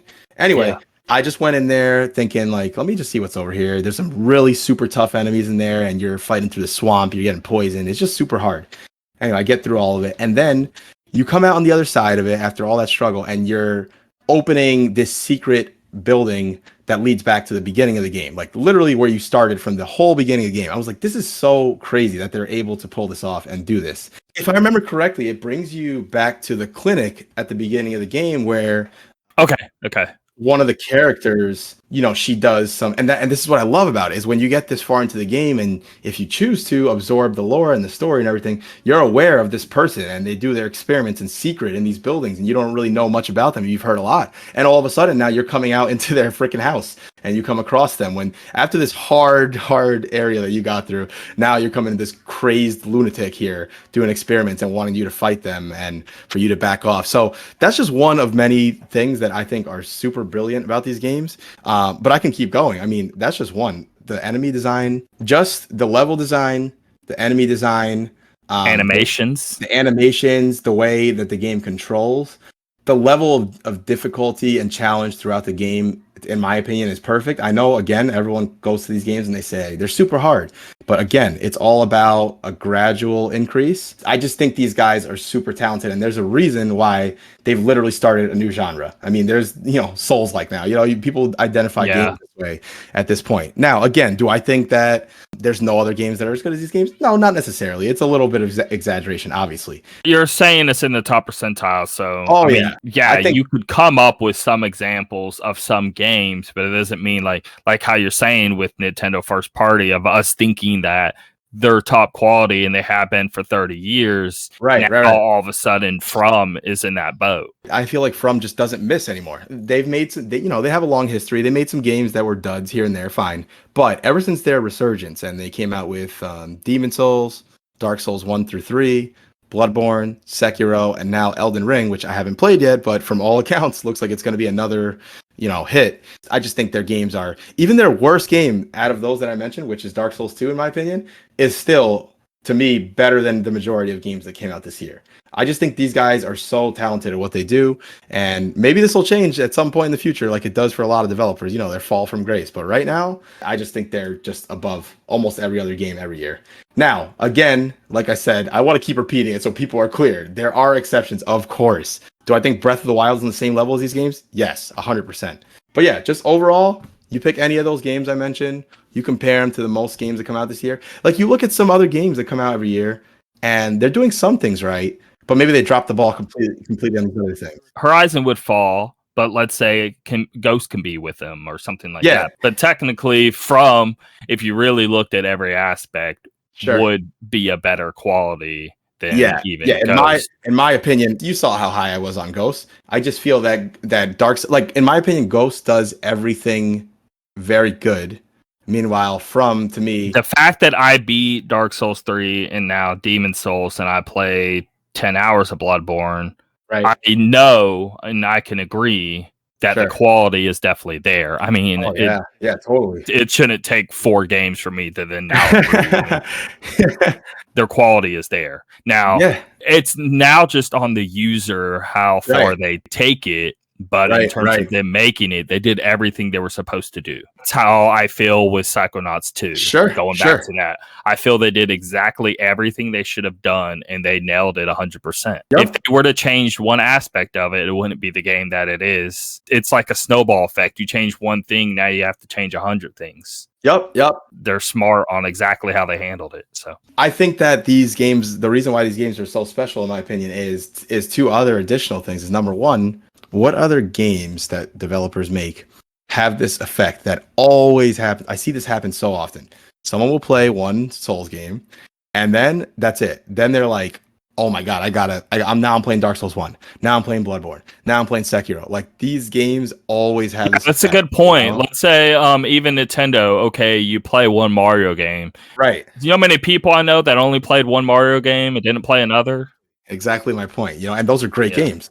But From Software has a way to, use maybe similar mechanics, add some new things. I'm playing Sekiro right now. I'm going to play Bloodborne when a 60 launches. I'm going to play this Elden Ring. So I can't wait till you play Bloodborne, because, man, I'll probably replay it just to experience it again. The way that they make their games so different, but yet similar. Like when I played Sekiro at first, because I was so good at Souls games, I was having a ton of trouble with Sekiro because it's very different. The things that I did carry over from the Souls games is the persistence and learning the systems and all that. And then next thing you know, I love this game so much. I hold them very, very high at this point. And I was always a Nintendo guy, and I know you are too, and I still am. But I want to see Nintendo get back to that same opinion I held. No matter what Nintendo did with their systems and their services or things that people hated, I always would maintain, well, Nintendo still makes the best. I think they need to go back to, God, I hate saying this because they were already way too conservative, but they were right on keeping it just them, because think about Donkey Kong Tropical Freeze. They made that. And that's like a 10 out of 10 game, right? Yep. But it's like there's so many other games that was Nintendo published or whatever, but it's technically some other company making it for them or helping the development and all that. Sure. And then, like, even though I love Xenoblade Chronicles X, but it's no 10 out of 10. I mean, everything's not perfect. There's flaws in it. Yep. It's almost like if Nintendo themselves were to tackle something like that, because again, they tackled Breath of the Wild. That was the very first time they tackled that genre.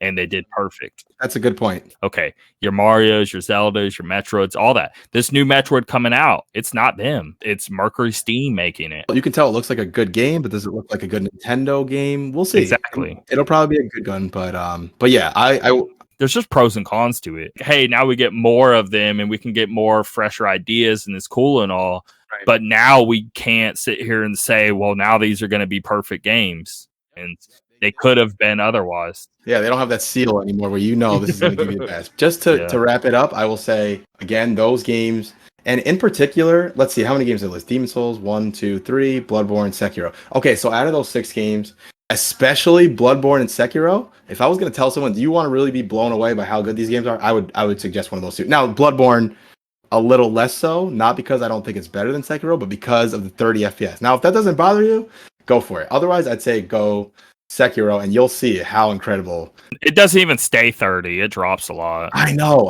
It's such a pain, man. Sekiro doesn't drop a single frame, bro. No, Sekiro is perfect, okay, man. put it this way. You know how I'm playing it? I didn't even tell you. I'm playing Sekiro on Stadia. So the fact that I get a little, well, I don't think I do, to be honest. I think Stadia is amazing. I don't feel network lag at all. Now, I think it has something to do with the controller because the controller also connects to your Wi-Fi, doesn't connect to the system. I got to try Stadia. They're both on the same network. I dare somebody on a bad network fighting a boss in Sekiro. Like, come on, get real.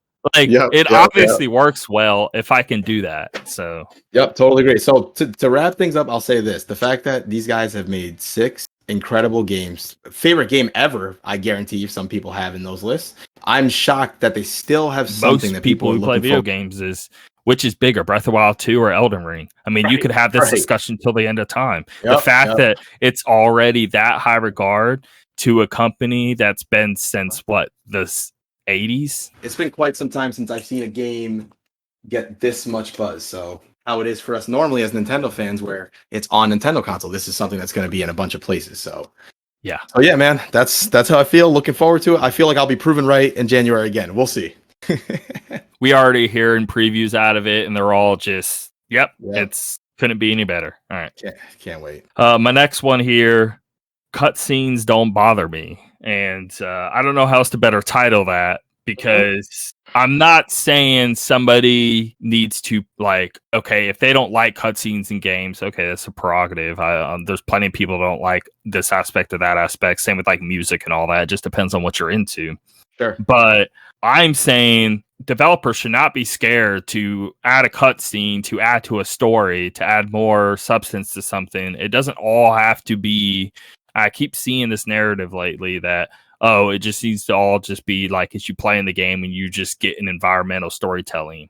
I'm totally cool with a cutscene. Even they do cutscenes. Yeah. No, I don't have a problem with it. You can show off things in different angles and different lights than if you were playing it. And a lot of times you want to show the player more information than you could otherwise.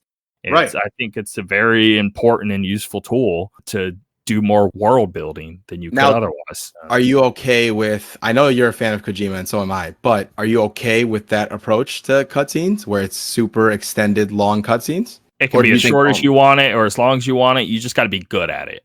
Okay, that's all it is. So, you could do it poorly and I'm going to crap all over your cutscenes, or you can do it well and I'm going to praise them. I mean, that's like any other aspect in the gaming. So, I know you're just chanting the audience, but what I'm saying is like, that's kind of a dumb question, because it's like, okay, well, I don't really like sword fighting in games. Well, why don't you just add a gun? Like, well, because I wanted a sword for that part of the game. That's how I want my vision to be. Like, sure. If they do it well, there's no issue. Do people complain? I mean, I guess now that I think about it, I have seen people complain about this stuff. But man, for me, I have never once had an issue with the cutscene. Leading up to some boss, I get some crazy long cutscene, but it's bad acting. It's shot horribly. I die during the boss. Now I have to like watch some 10-minute thing again. Right. Okay, you could do this better. You could add the ability to skip. You can just make it better.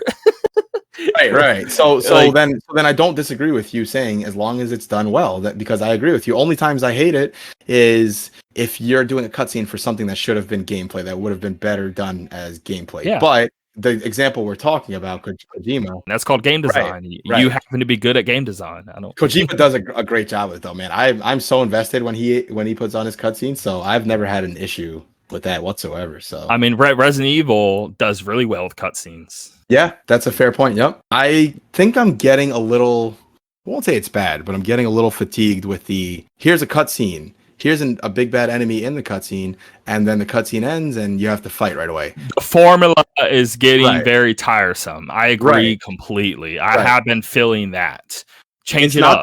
Change it up. You don't have to. So many times. Yeah, it's the exact same pattern. It's like the cutscene is exactly where you would expect it to, because hundreds of people have done it the exact same way. You can do a cutscene as good as bad as you want to. You got to get better. That's all I'm saying. The premise of it is what I'm saying is it's stupid to say that cutscenes as a whole are bad. Well, what's bad is that person putting it there. What's bad is how they did it. Totally agree. I think this is a completely reasonable opinion. But yes, I do see people. I don't understand people who play games that have a good story and they skip cutscenes. That really baffles me. I don't understand that whatsoever. Yeah, just make it skippable. That's it. Do not make unskippable cutscenes. That's the biggest offense you could possibly do, I think. So now don't make it the pause button. That drives me insane. No. I need to be able to pause my game, not skip the cutscene. Right. I hate I never know if it's gonna do it or not. And I want to pause really bad. Do you know how many times I've skipped a cutscene and then paused the game and now I have to go on freaking YouTube and try to find it? I did it last night. I don't even remember what I was playing, but I was so mad. It was Zone of the Enders. Freaking hit pause and it skipped the cutscene. I was like, God dang it. Yeah, agreed. All right, that's a good one. Good one. All right, so my final one. I personally feel, and remember, this is just to preface this is coming from someone who's a teacher who has summers off, okay? I think the summer is terrible. I really do not like the summer. I live in New York, if that changes anything, but it probably doesn't. Even if I lived in Florida where you live or wherever, I would probably still hold it. Makes your case worse, not better. If anything, you would like summer more because you're in New York. So here's my feelings on the summer, man. Do I love having the time off, spending time with the kids? Of course I love all that stuff. That's all great. I just truly believe that if the summer was not associated with time off for kids, and in this case, myself, teachers, and people just in general thinking, even if you're still working through the summer is a different time of year. People have this sort of better attitude about everything. Oh, yeah, this is free time. This is time to go on vacation. This is time to have fun. I feel that those things being associated with the summertime makes it more favorable than it really is. Now, if summer is summer bad? So summer, in my opinion, is terrible because it's too hot, okay? It's not enjoyable. It's just disgusting. That's my number one reason, and I'm sticking with it. I don't enjoy myself. I can go outside and do something fun that I really love, and I just don't enjoy it. I hate it. It's too hot. I don't feel comfortable. I'm just miserable the whole time. Can you imagine if summer was actually in September, October, maybe even a little earlier, maybe like August, September, October. That way, okay, it's still kind of hot, but September starts to cool down, October. Just think of those days when you're out well, at least for me here in September, right now, for example, when I go outside, it's 6 o'clock at night and I go outside, take a stroll, and it feels perfect weather. It just feels great. I'm wearing a t-shirt, maybe I'm wearing shorts. It feels perfect.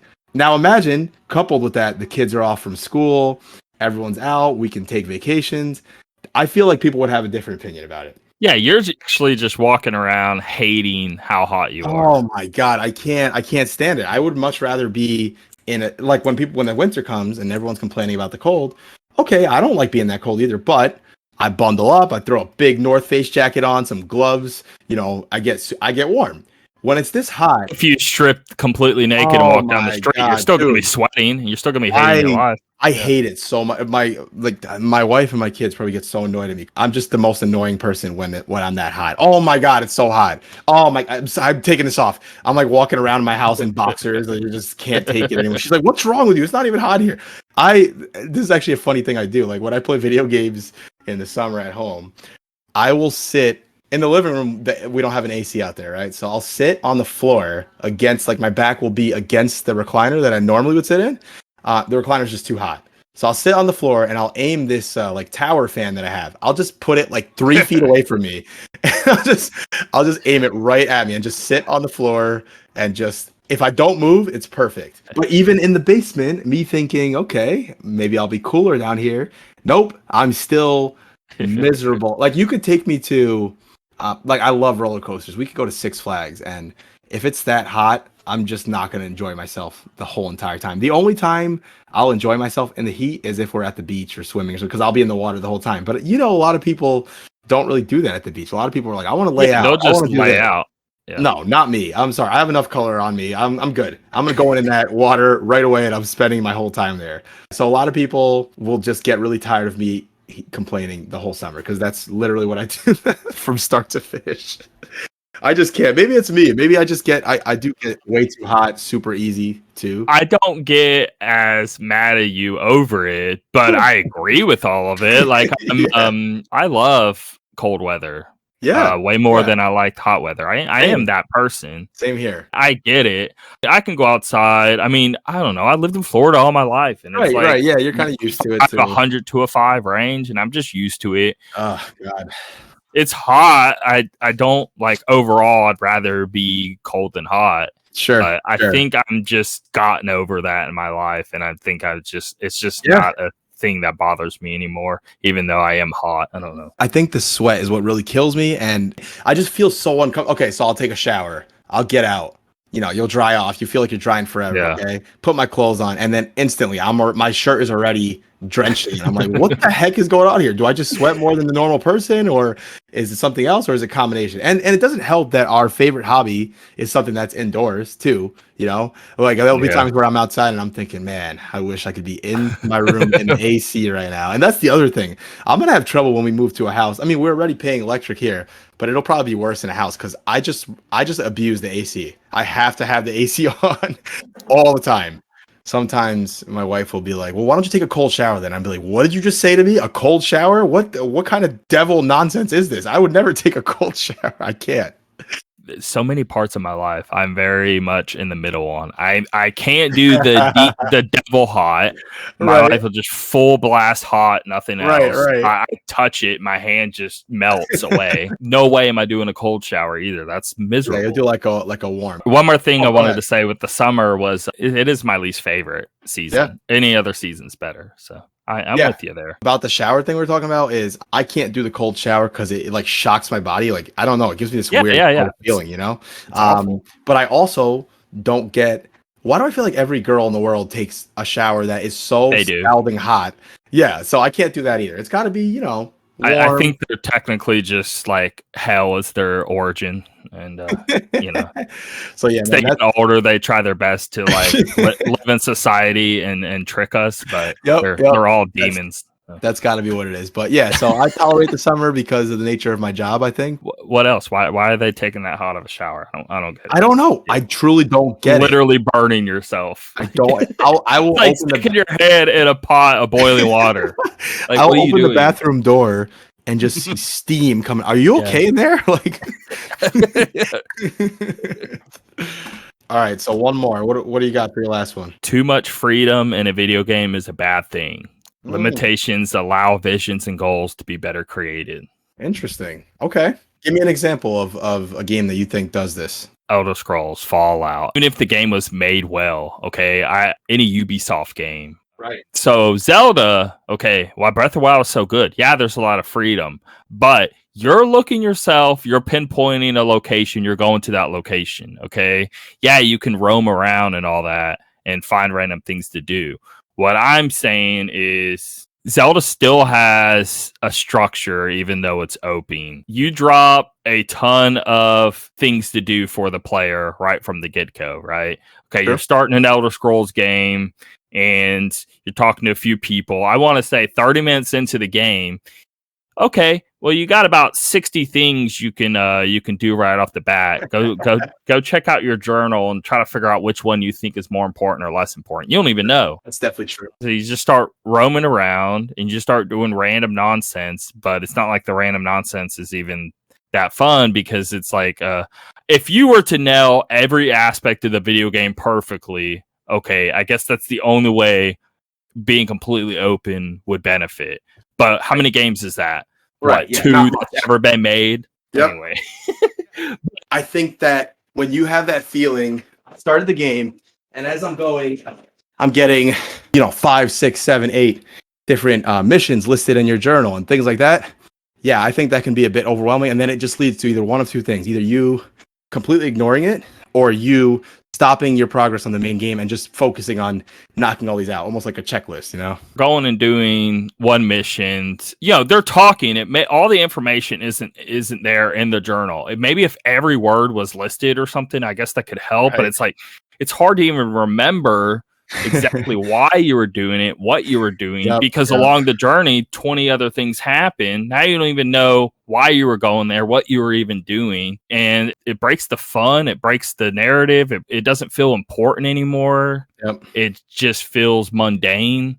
Let's say a Mario game, right? You're playing a Mario game and it doesn't have levels or it doesn't have worlds or something. If you were just going out and it was just all one big place, Okay. would you really want that?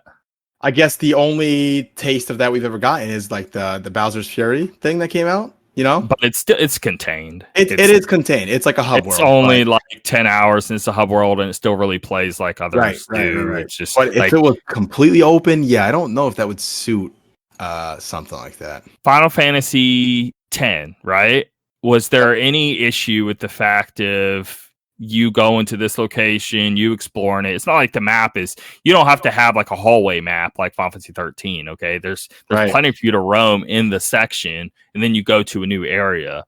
You don't need to have the complete freedom to like, well, instead of getting in an airship, what if I were to just walk for about the next 8 hours until I got to this new location and I got all the in-betweens. Yep. Like the game would fall apart and it'd be really boring. It wouldn't be nearly as tight or nearly as enjoyable. You would lose so much of the enjoyment because now you're just doing boring, mundane things. And then the only way to make up for that would be adding all of the in-between stuff. And now it's a completely different game.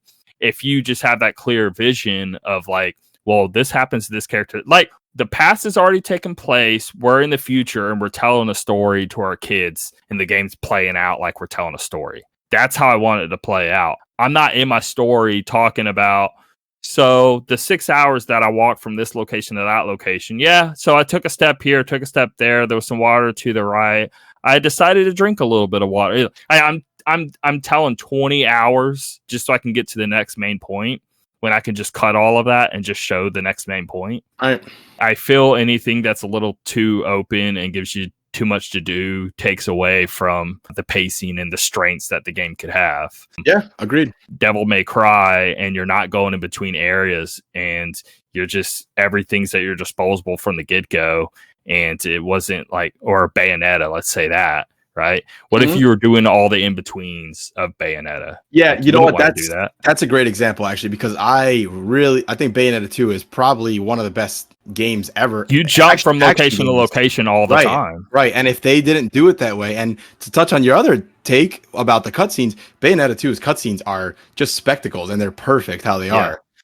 So if they change that with all this mundane, 3 hours of do this in between, yeah, it definitely doesn't work for the majority of games, especially the way that they try to do it. But I guess both of your video game opinions seem to me to come down to, if you're going to do this, do it right. Otherwise, you're just really, and unfortunately, a lot of them don't do it the right way. So that's the problem. That give me examples where they do it right. I mean, no, you're right. You're right. There's not many. What do you even say? Every open world game I play, even The Witcher 3, which I absolutely love, is not a game that handles the freedom in a way where it kind of still has that good balance, And it's not even the dev's fault. You know how hard that would be to actually create a game to where it's completely open, but every second of it is enjoyable. Yep. Like, why would you even put that on yourself? Yep.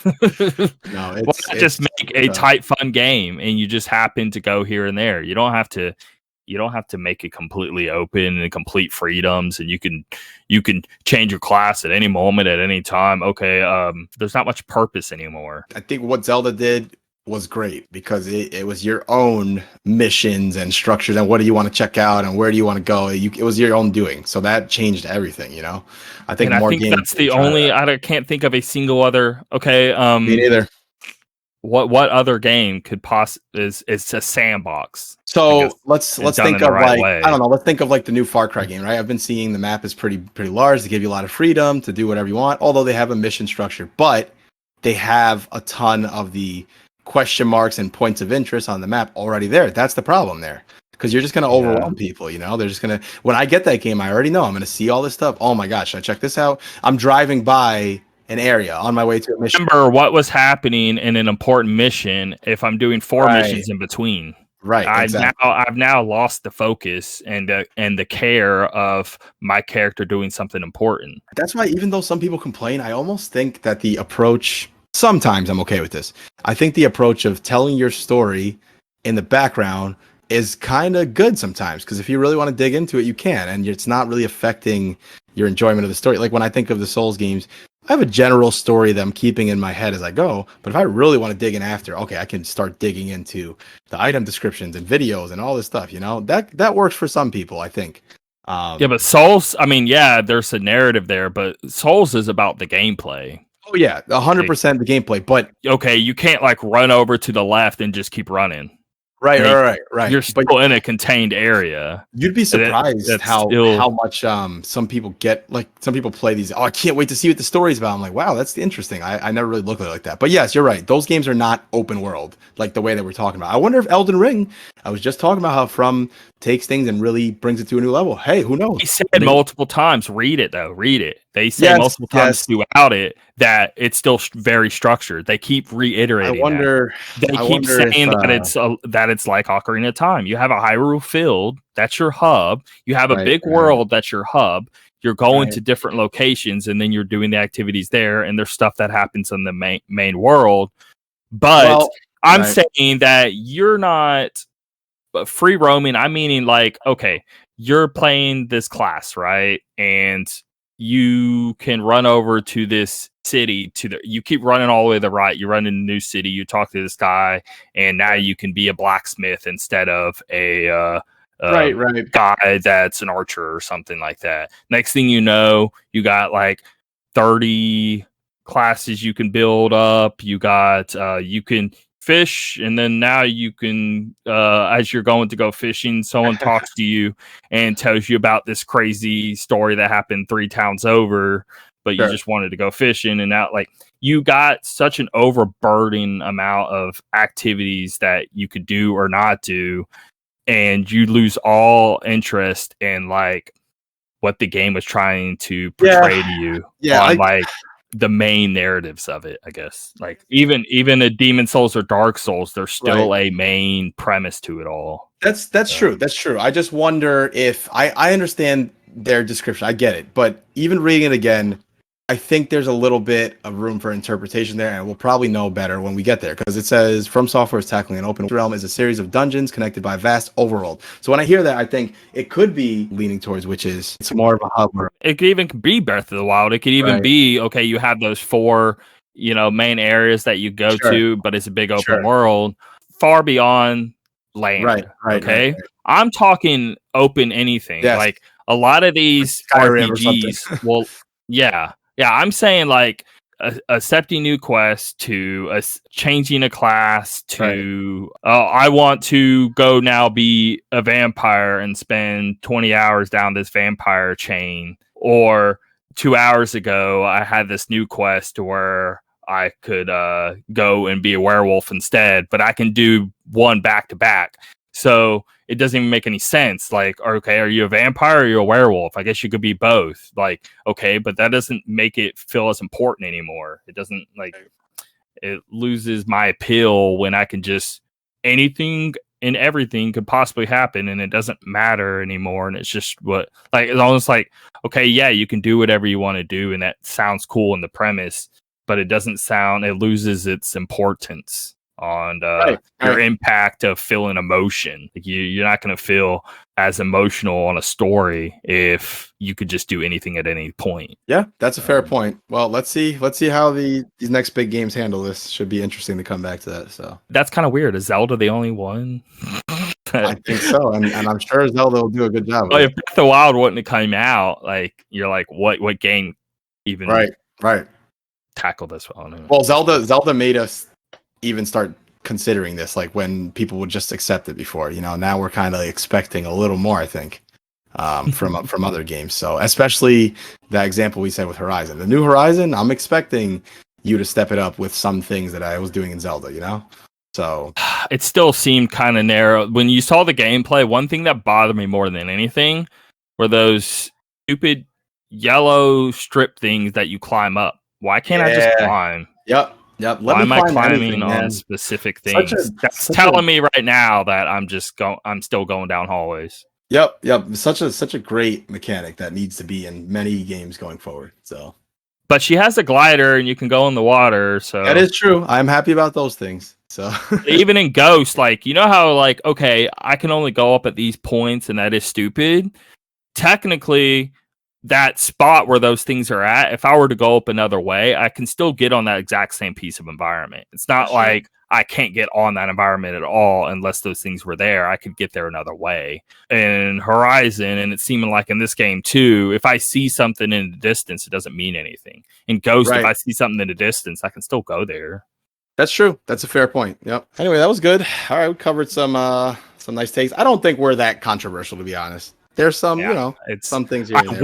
I wish I could think of something better. I just can't. If I think of any others, I'm just going to throw it in the middle of another episode. I can't stand country music, you know. Oh my! I'm with you on that. I don't even want to start there because I'll just go for another hour. So anyway, oh, good episode. Hope you guys enjoyed. Let's look forward to all these good. We'll definitely have a lot to talk about next week, I'd say, because man, between Fist, I'm getting Life is Strange. You're getting Tales of Arise. We're both interested in Wario. There's going to be a lot to talk about next week. So I'm super excited about Tales. Like, I'm happy for you, man. I love that feeling when you got this game you've been waiting for this long to come out. It's pretty exciting. So it was one of those things to where, okay, they were working on it. It didn't quite work out. We're just canceling the whole thing and making a new game. And the main person behind Tales left is what happened. So there's a new guy now. So I'm also kind of curious, like, but the last 3 or 4 games that he did was kind of whatever anyway. So I'm kind of glad he left because I kind of want to see someone take over and do well, but it could turn out bad. But then I was worried. Then I played the demo. Then I'm like, wow, no, it is really well made. So at least I know it's well made and it looks well. Now, is story going to be good and the rest of it going to be good? I don't know. But at least it's very, very, like the groundwork is there. You know? Yeah. All right. Well, we'll hear more about it next week for sure. All right. Well, we'll see you guys the next week. Also, real quick, I am going to work on this Facebook page.